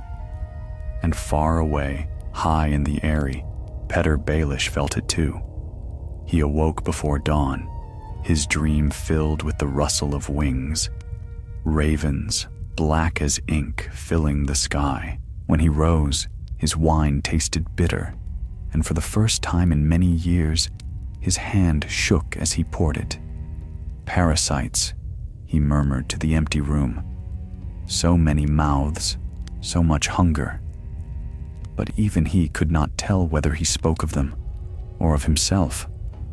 The fire in Runestone's great hall burned through the night, casting long shadows upon the ancient runes carved into the walls. The storm had passed, leaving the air sharp with the scent of sea and snow. Lord Jan Royce stood at the center of the hall, gray cloak draped over his broad shoulders, while his men pored over the ledgers Marla had brought. Their voices were low, grim, filled with disbelief and anger. Marla sat near the hearth, wrapped in a heavy blanket, her hands still trembling from cold and exhaustion. She had slept little, haunted by dreams of the mountains, of Garrett's final stand, of the dark gorge echoing with battle cries swallowed by snow. Yet even through the ache of loss, she felt a strange calm. The fear that had ruled her since leaving Gulltown had lessened, replaced by something harder, colder. Royce turned from the table and regarded her with a soldier's keen eye. "You've done well, girl. These numbers match what my own Meister suspected. Baelish's theft runs deeper than any of us guessed. Coin from the Arryn estates, payments from the crown, even bribes meant for the Iron Bank. He's been bleeding the Vale for years." Marla met his gaze. "He'll not stop unless someone makes him." Royce's jaw tightened. "Aye, and that someone must be me." He glanced to his captains. "Send riders to every house sworn to the Vale. Iron Oaks, Redfort, Longbow Hall, all of them. Tell them the Lord Protector has betrayed their trust. The Eyrie will answer to the Vale again." The men saluted and strode from the hall, the echo of their boots fading into the storm-tossed night. Royce turned back to Marla. "You'll stay here until it's done. You're the Vale's witness now, whether you wished it or not." Marla bowed her head. "And if he comes for me?" A faint smile touched Royce's lips. "Let him come. I've held these halls against worse than Littlefinger." But far above, in the lofty cold of the Eyrie, Petyr Baelish already knew. The raven had come at dawn, a simple note, unsigned, but written in a hand he recognized. It told him only what he had feared most. Royce gathers the lords. The girl lives. He read it once, twice, and then cast it into the fire. The parchment curled, blackened, and was gone. For a long while he stood motionless, his hands clasped behind his back, staring into the flames. Then he laughed softly, a sound too quiet to echo. "So," he murmured, "the little sparrow has learned to bite." Sir Lothor entered then, his expression wary. "You sent for me, my lord." "Yes. Prepare the men. We ride for Gulltown within the hour." Lothor blinked. "So soon? The passes are still snowed in. The boy is well guarded," Baelish interrupted, "and my seat in the Vale grows precarious. Best to fly before the hawks circle." He crossed to the window and looked out upon the white expanse below. "Once we reach Gulltown, send word to my ships. We'll need the merchant's support if the lords turn against me." Lothor hesitated. "And the girl?" Baelish smiled faintly. "Ah, yes, the girl. I imagine she's enjoying the warmth of Runestone's fires even now. Let her. Her comfort won't last long." That same evening, the great port of Gulltown was alive with wind and sea spray, the harbor lamps gleaming like stars reflected upon dark water. Ships rocked against their moorings, their sails furled tight against the chill. From the pier, a cloaked figure made his way toward a waiting galley, the mockingbird sigil stitched subtly into the hem of his cloak. Behind him trudged a handful of loyal men, and among them, Lothor Brune. The knight had served Baelish long enough to know that when his master fled, it was not from fear, but calculation. Every retreat was another layer of the game. They boarded the ship in silence. The captain bowed low. "The tide favors us, my lord. Shall I make for King's Landing?" Baelish's eyes glimmered. "Not yet. We'll linger along the coast. I'd see what song the Vale sings before we set sail for the capital." As the ship slipped from the harbor, he stood at the prow, watching the city lights fade behind them. The wind tugged at his cloak, and his mind wandered to the girl, to the mountain fortress he had so carefully claimed, to the lords who now gathered like wolves. He whispered into the dark, "Let them hunt. The cleverest predator is the one who looks like prey." In Runestone, the lords of the Vale assembled beneath banners heavy with frost. Word had spread quickly of Baelish's theft, of his flight, of the dead Maester whose truth had burned too late. The hall was crowded with men in steel and fur, their breath fogging the cold air. Lord Royce stood at their head. "Brothers of the Vale," he said, his deep voice carrying through the hall. "For years we've been ruled by a man who calls himself Protector, yet he bleeds our coffers and hides behind a boy too young to speak. He poisoned our council with flattery and fear, but no more. Tonight, we reclaim the honor of our fathers." A murmur rose among the gathered lords, swelling into a shout of approval. Marla watched from the shadows beside the hearth, her heart thudding. Never had she seen such unity among great men, houses that once quarreled now standing shoulder to shoulder, bound by shared anger. When the noise faded, Royce turned to her. "Girl, come forward." She hesitated, then obeyed, every eye turned toward her. "This child risked her life to bring us truth," Royce declared. "She is no lord's daughter, no knight's kin. But she has done what we did not. Remember her face and remember what courage looks like." Color rose to her cheeks as the lords murmured assent. For the first time, she felt something like pride. Yet in her chest, unease lingered. Baelish was many things, but he was not a man who died easily. And indeed, even as the Vale's banners rose, his shadow stretched long upon the sea. At midnight, aboard his galley, Petyr Baelish penned a letter by the light of a single lamp. His quill scratched softly across parchment as the waves hissed against the hull. "To Lord Varys, from your old friend. I find myself beset by small-minded men, noble fools who mistake honor for wisdom. They think to cast me down, yet they forget that secrets travel faster than ravens. The Vale may turn against me, but the game continues still. Should you find use for a whisper or two, know that my ships still sail under friendly banners. PB." He sealed the letter with black wax and handed it to his captain. "For King's Landing, discreetly." When he was alone again, he leaned back and gazed out at the endless dark water. For a moment, the mask of calm slipped and weariness showed in his eyes. "So many parasites," he murmured, "all feeding, all fighting to survive. And perhaps I am one too, only clever enough to choose a stronger host." He smiled faintly, the firelight dancing in his pupils. "Let them call me villain or thief, so long as they never call me defeated." Back in Runestone, as dawn broke cold and bright, a rider burst through the gates. He bore a banner marked with the falcon of House Arryn, and the words on his breath were heavy with urgency. "From the Eyrie," he cried. "The boy Lord Robert is gone. Taken. The tower stands empty." The hall erupted in shouts. Royce's eyes hardened. "Baelish," he growled. "He's stolen the boy to hold the Vale hostage." Marla's blood ran cold. She knew then that the spider had spun another strand, one she had never seen. The lords clamored for vengeance, for pursuit, for war, but she stood silent amid the uproar, staring toward the mountains where the Eyrie gleamed faintly in the morning sun. He was gone, yes, but not beaten.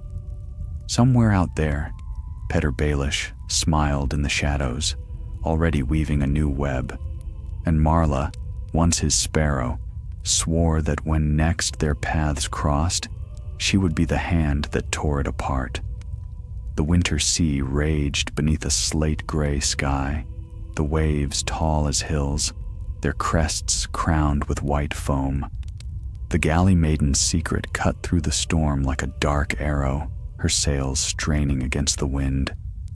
Petyr Baelish stood upon the prow, his cloak snapping about him, his eyes fixed upon the horizon where the Vale's cliffs disappeared into mist. The cold stung his face, Yet he smiled, a thin, secret smile that held neither warmth nor fear. Behind him, Sir Lothor Brune clung to the railing, his armor slick with salt spray. "We'll founder if we keep this course, my lord," he shouted above the roar of the wind. "We won't," Baelish replied. "The storm hides us from our enemies. A little chaos, Sir Lothor, is a ladder, if you know how to climb." Lothor grunted, muttering a prayer to the seven. Baelish turned back toward the dark waters. He had fled the Eyrie before, fled King's Landing, fled Harrenhal, always one step ahead of the noose. It was a dance he knew too well. But this time the board was changed. The girl lived. The Vale's lords had united. His web had been shaken. And yet, he thought, with a flicker of amusement, it still holds. By nightfall, the storm had calmed, leaving only the whisper of waves. They anchored near a cluster of barren rocks, jagged and lonely beneath the pale moon. A small fire burned upon the shore, where Baelish's merchant allies waited, hard-eyed men from Gulltown and the Fingers, smugglers turned partners, partners turned debtors. One of them stepped forward as Baelish disembarked. He was broad-shouldered, with a face weathered by sea and sin. "My lord," he said, bowing slightly. "You sent word to gather the ships. The fleet's ready, but the Vale's ports are closed. Royce's men hold every harbor between here and Runestone." Baelish smiled faintly. "Then we'll not ask their leave." The man frowned. "And what of our payment? You promised gold, safe coin from Gulltown." "Of course." Baelish reached into his cloak and produced a small leather pouch. It clinked as he tossed it. "Half now, the rest when we sail." The smuggler opened it, his brows rising. "This isn't gold." "No," said Baelish softly. "It's faith. Spend it wisely." The man looked up, confused, and in that heartbeat, Sir Lothor moved. Steel flashed in the firelight. The smuggler's throat opened in a red smile, and he fell without a sound. The others reached for weapons, but Baelish's guards were quicker. By the time the flames guttered low, 5 men lay still upon the sand. Baelish knelt beside the bodies, wiping a fleck of blood from his sleeve. "Dead men keep secrets best," he said mildly, "and secrets are the only coin that never loses value." Lothor sheathed his blade. "You mean to sail without them?" Baelish nodded. "They were mouths that might have spoken. I prefer silence." He turned toward the horizon, where the first hint of dawn touched the water. "By the time the Vale learns of this, they'll think me halfway to Braavos. Let them chase ghosts while I climb higher." At Runestone, Lord Royce's hall echoed with the sound of steel and argument. The lords of the Vale had gathered once more, their tempers short as their patience. The news of young Lord Robert's disappearance had struck like a thunderclap. "He's taken the boy," cried Sir Donal Waynwood. "The heir of House Arryn, the last of his line. We should ride for the Eyrie at once." "And die scaling its walls," said Lord Redford. "The passes are choked with snow. We'll lose half our men before we even reach the bloody gate." Royce's voice cut through them like a blade. "Enough. Baelish wants us desperate. We'll not play his game. He'll come to us soon enough. He always does. When he needs something." Marla stood near the dais, silent but watchful. Since bringing the ledgers, she had become both prized and pitied. The girl who had unmasked the Lord Protector, yet her heart carried no triumph. Each victory seemed only to birth another danger, another scheme. When the lords withdrew to their chambers, Royce beckoned her close. "He'll use the boy as shield and bargaining chip.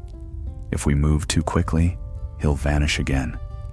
You knew him better than most. What would he do next?" Marla hesitated. "He'll find a new host to feed on, my lord. A new alliance. He'll offer the veil's strength to whoever gives him safety. Royce's eyes darkened.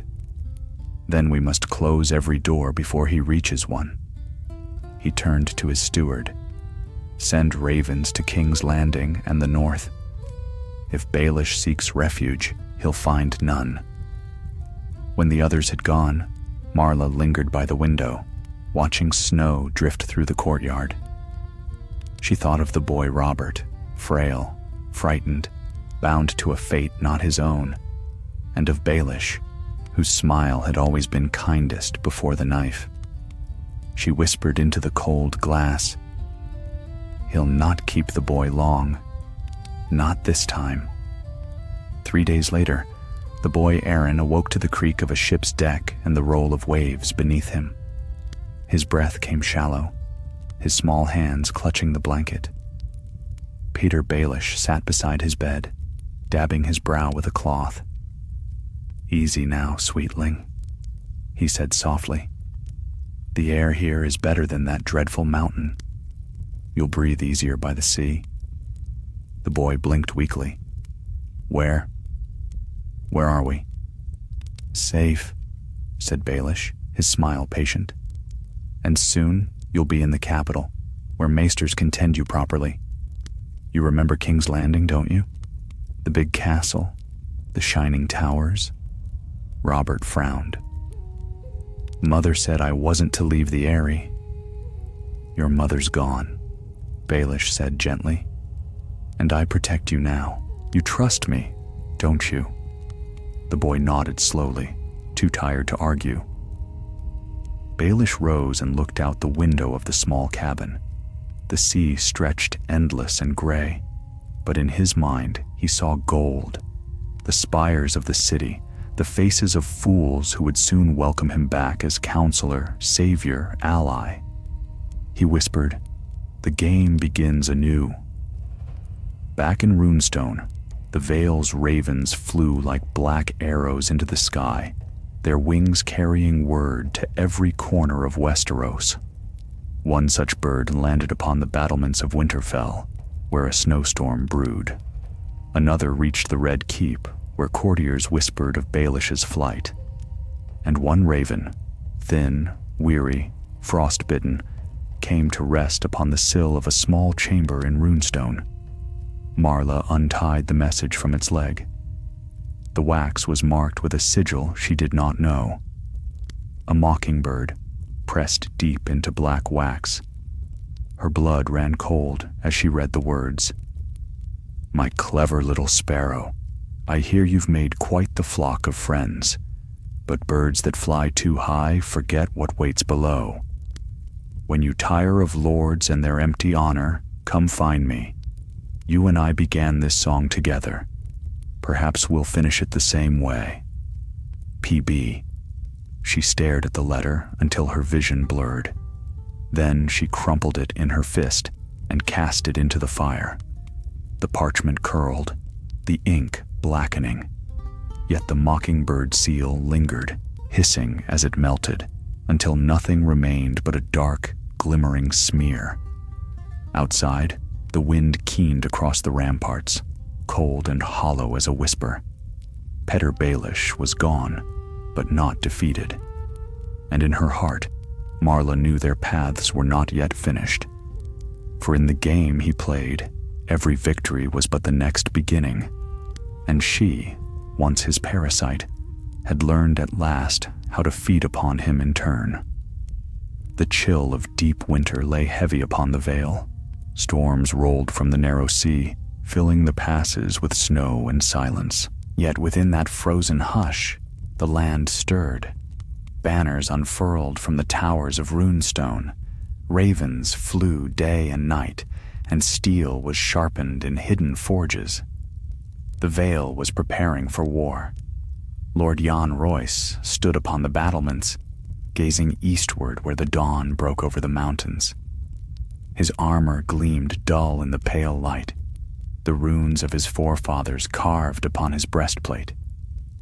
"He's out there still," he muttered. "Littlefinger, the spider in the snow." Marla stood beside him, wrapped in a fur-lined cloak, her breath rising like smoke. "You'll not catch him if he doesn't wish it, my lord. He's too clever for snares." Royce's jaw tightened. "Every man leaves tracks, girl, even the clever ones." He turned toward her. "The lords have sworn, when the snow thaws, we march. We'll seize the Eyrie before midsummer. But if the boy's with him, we cannot strike too soon. You've seen what Baelish is capable of.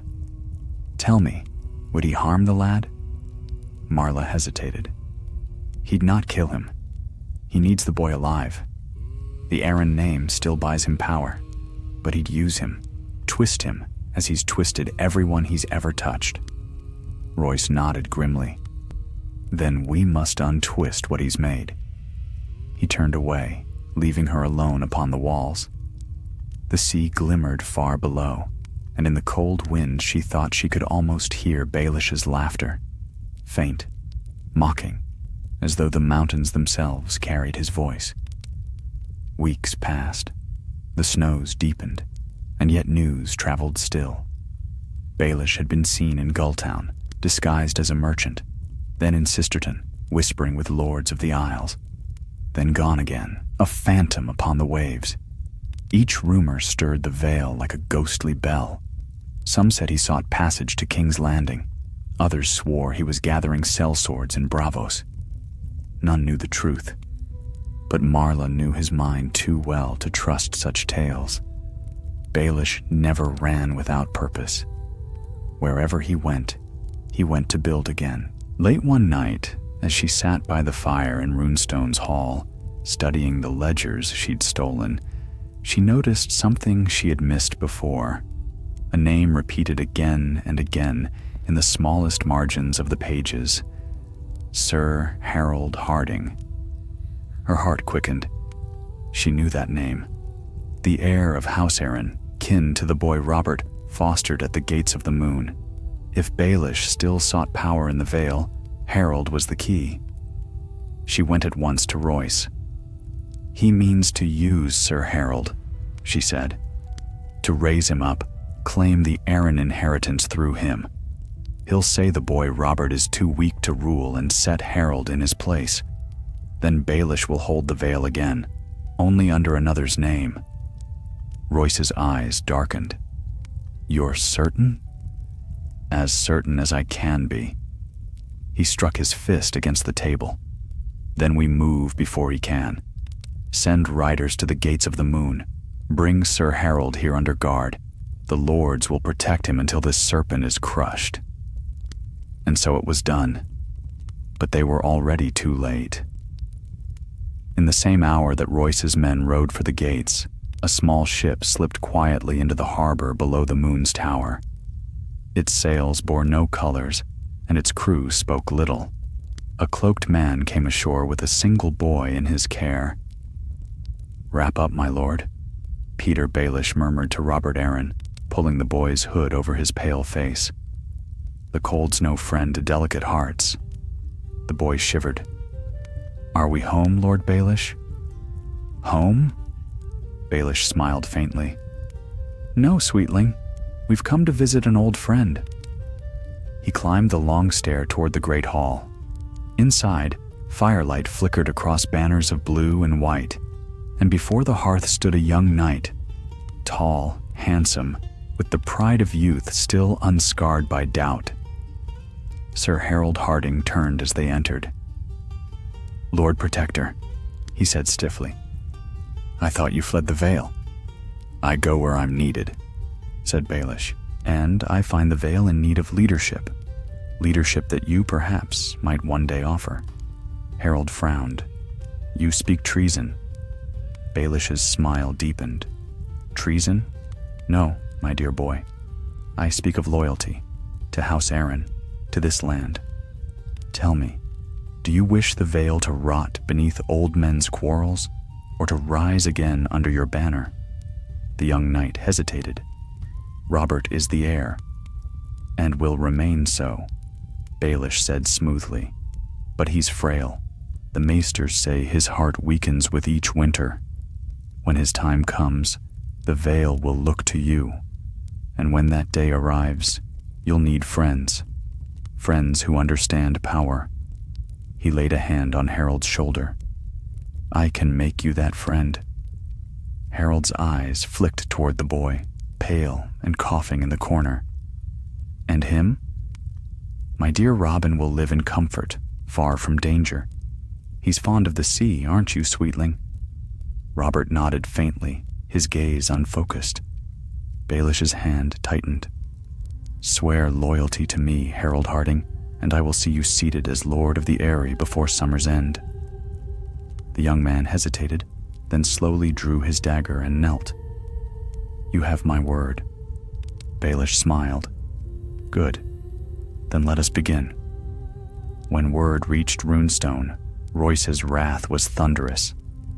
He's turned the boy's cousin against us, he roared. He means to crown him Lord of the Vale.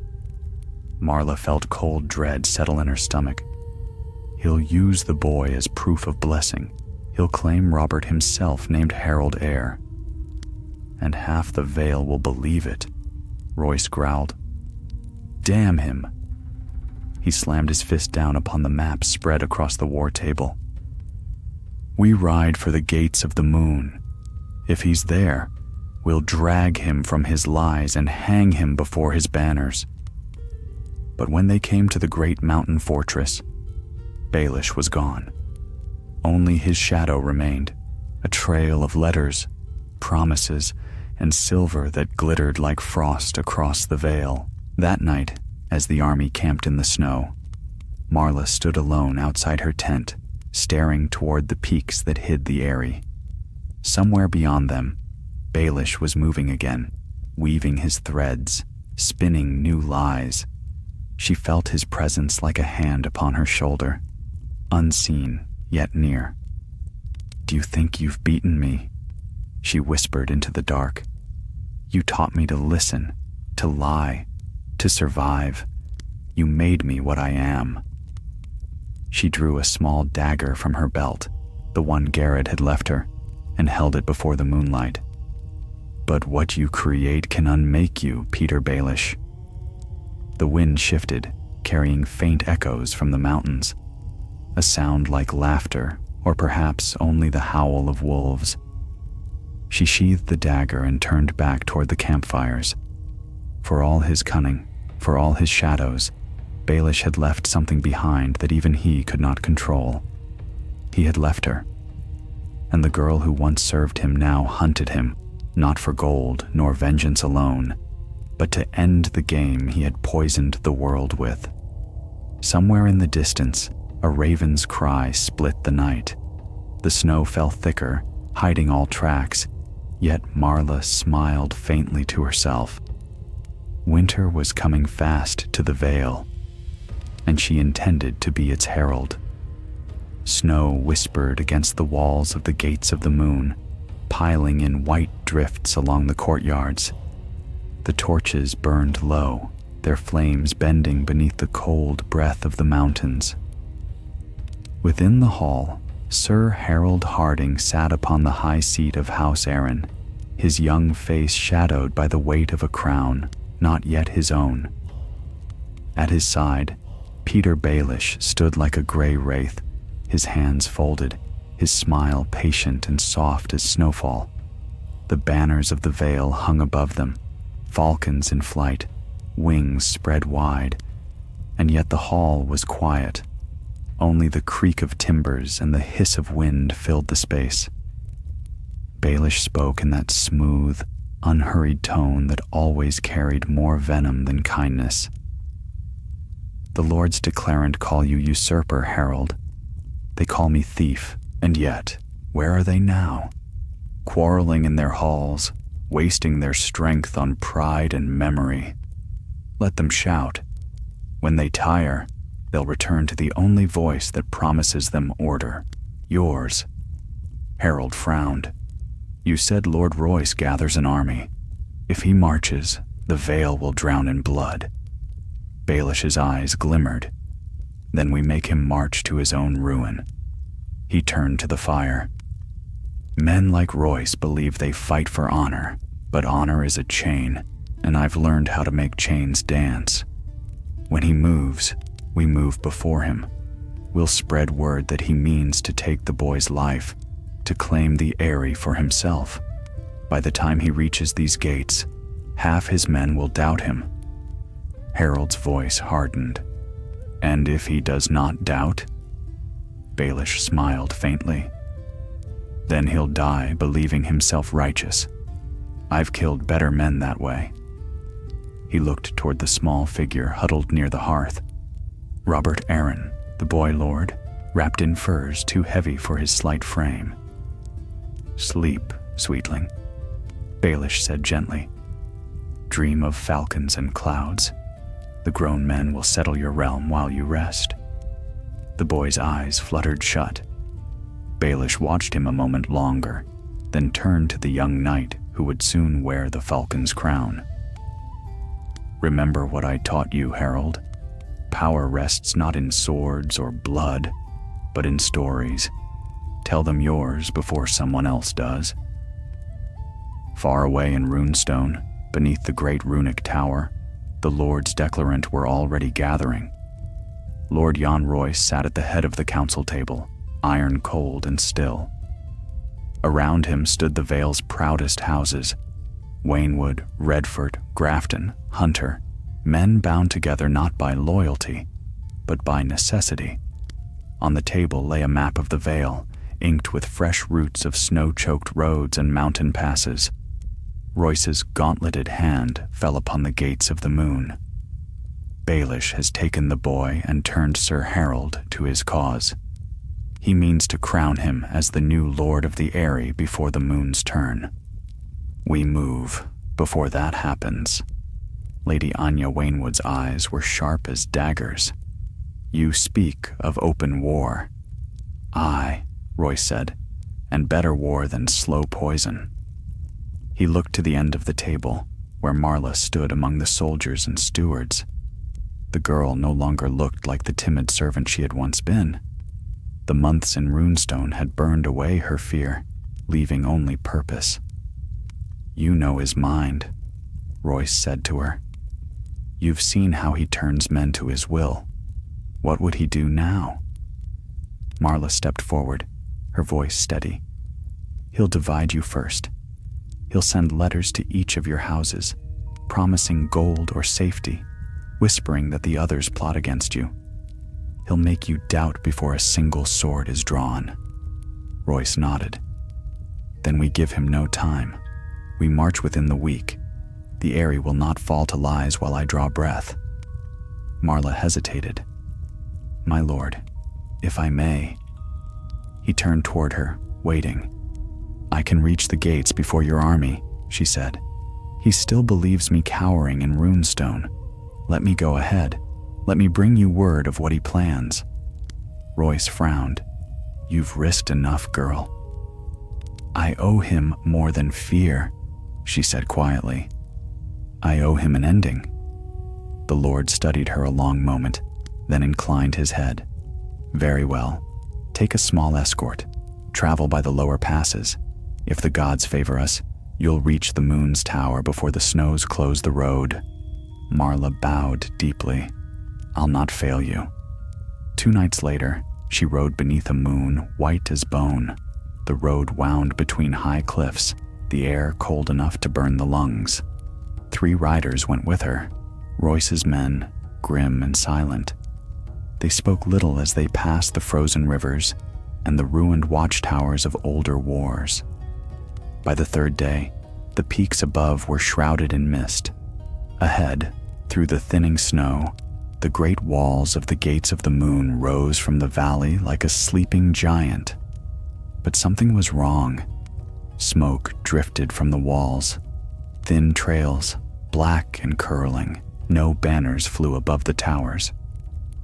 "7 save us," one of the guards muttered. "It's been sacked." They rode closer, cautious, until the truth came clear. The smoke rose not from battle, but from pyres. Corpses lined the courtyard, some in Vale livery, others wearing the colors of no house at all. The gates themselves hung open, half shattered. Marla dismounted, her legs trembling. He's already been here. Inside the hall, the air was thick with ash. The banners had been torn down, the tables overturned, and upon the dais, where once the Aran falcon had hung, there was only a single sigil, Baelish's mockingbird, daubed in blood upon the stone. A figure lay slumped against the wall, Sir Harold Harding, his face pale, his fine clothes spattered with soot. He stirred as they entered. You're too late," he rasped. Marla knelt beside him. "What happened?" "He came at dawn," Harold whispered. "Said the lords were marching, said I must stand before them as the Vale's rightful heir. But when I refused," his eyes darted toward the corpses. "He burned them all, said the fire would cleanse the lies."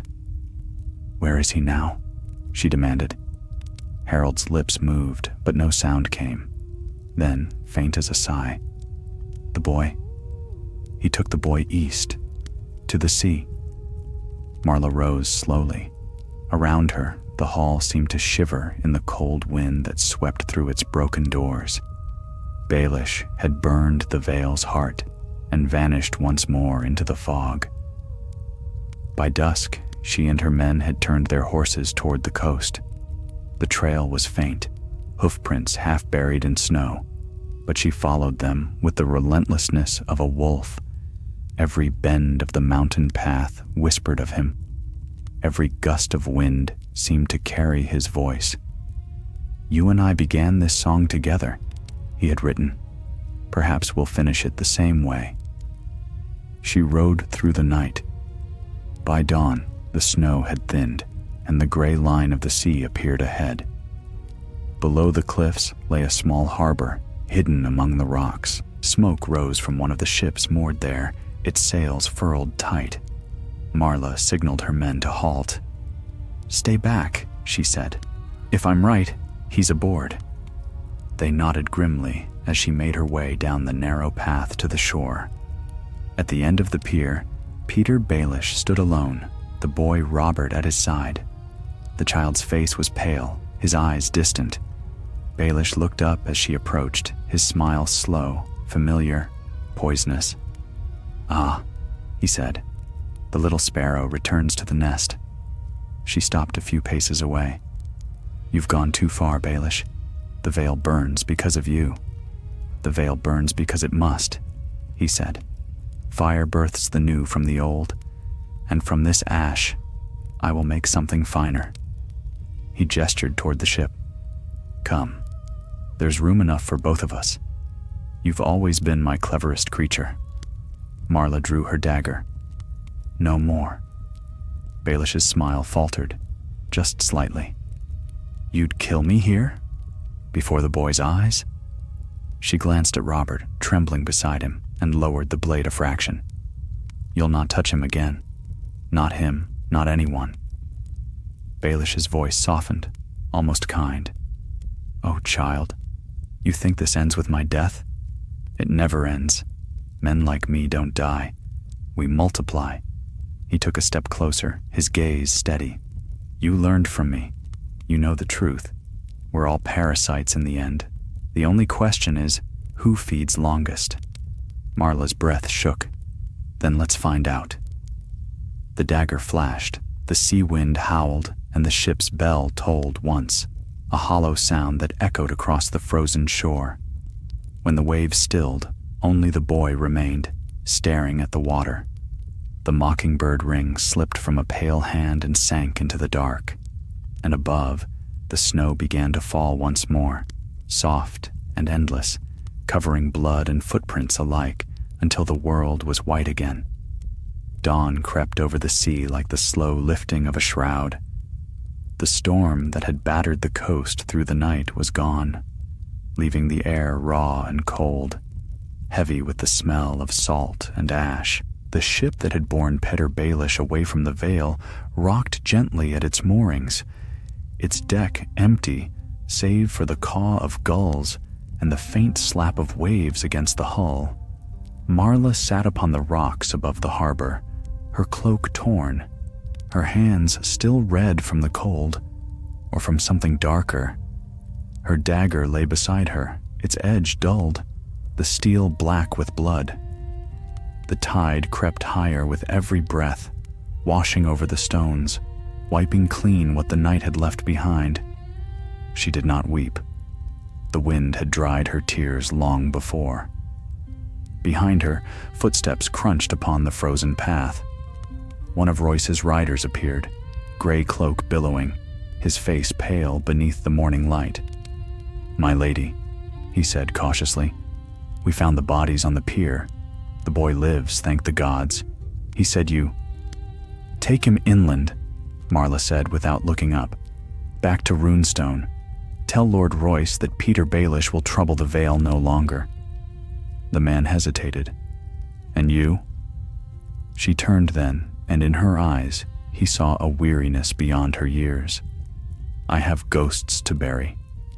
He bowed and withdrew, leaving her alone with the sea and the memory of a man who had once whispered promises sweeter than any prayer. By noon, the tide had gone out.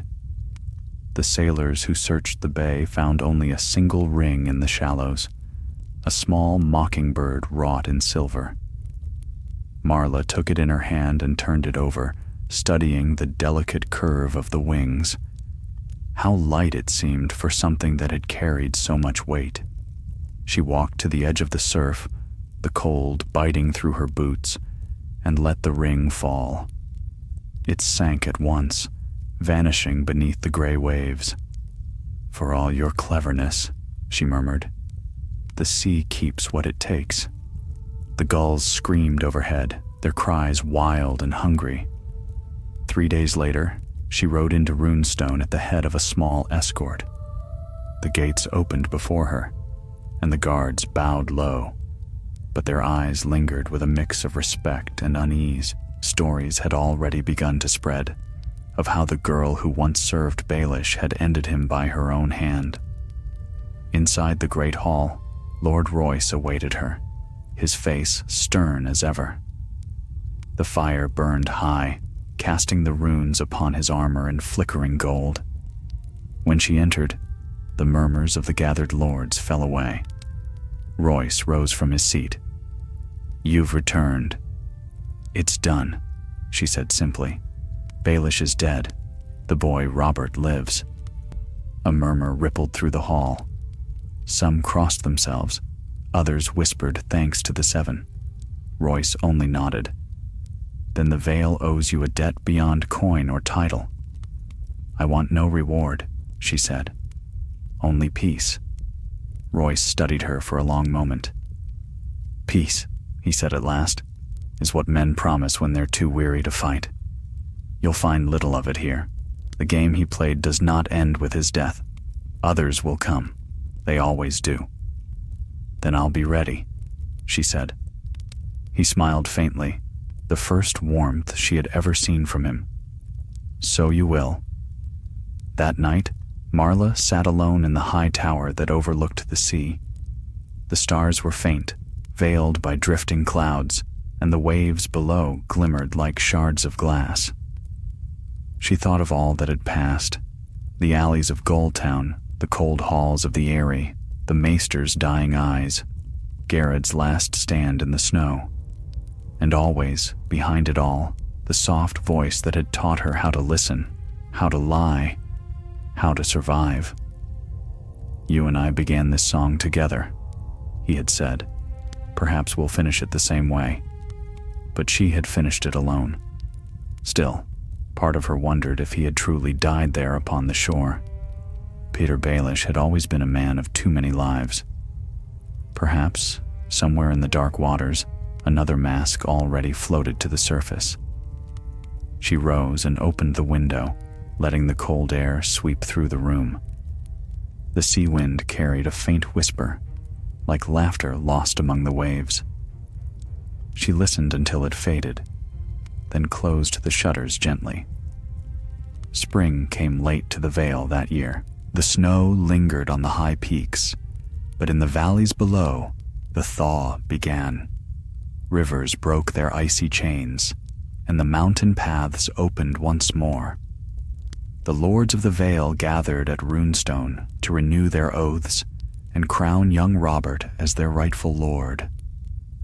Marla stood beside the dais as the boy, pale and trembling, was led forward in his blue and white finery. Royce placed a silver circlet upon his brow, and the hall erupted in cheers. The boy's eyes sought her through the crowd. "You'll stay, won't you?" he whispered when the ceremony was done. "For a time," she said, "until you can rule without ghosts at your back." He nodded solemnly, clutching her hand. "He said I needed friends." "Then you'll have better ones than he ever was." When the feast was over and the fires burned low, Marla walked through the courtyard where the banners of the Vale stirred in the wind. A lone raven perched upon the gate, its feathers black as ink, its eyes reflecting the torchlight.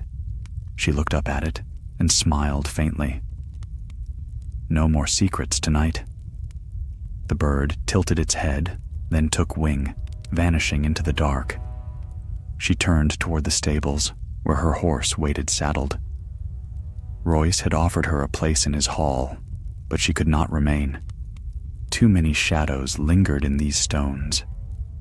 As she rode from Runestone, the moon rose high above the mountains, silvering the world below. The air smelled of thawing earth and pine. The Vale lay quiet again, though she knew peace here was a fragile thing.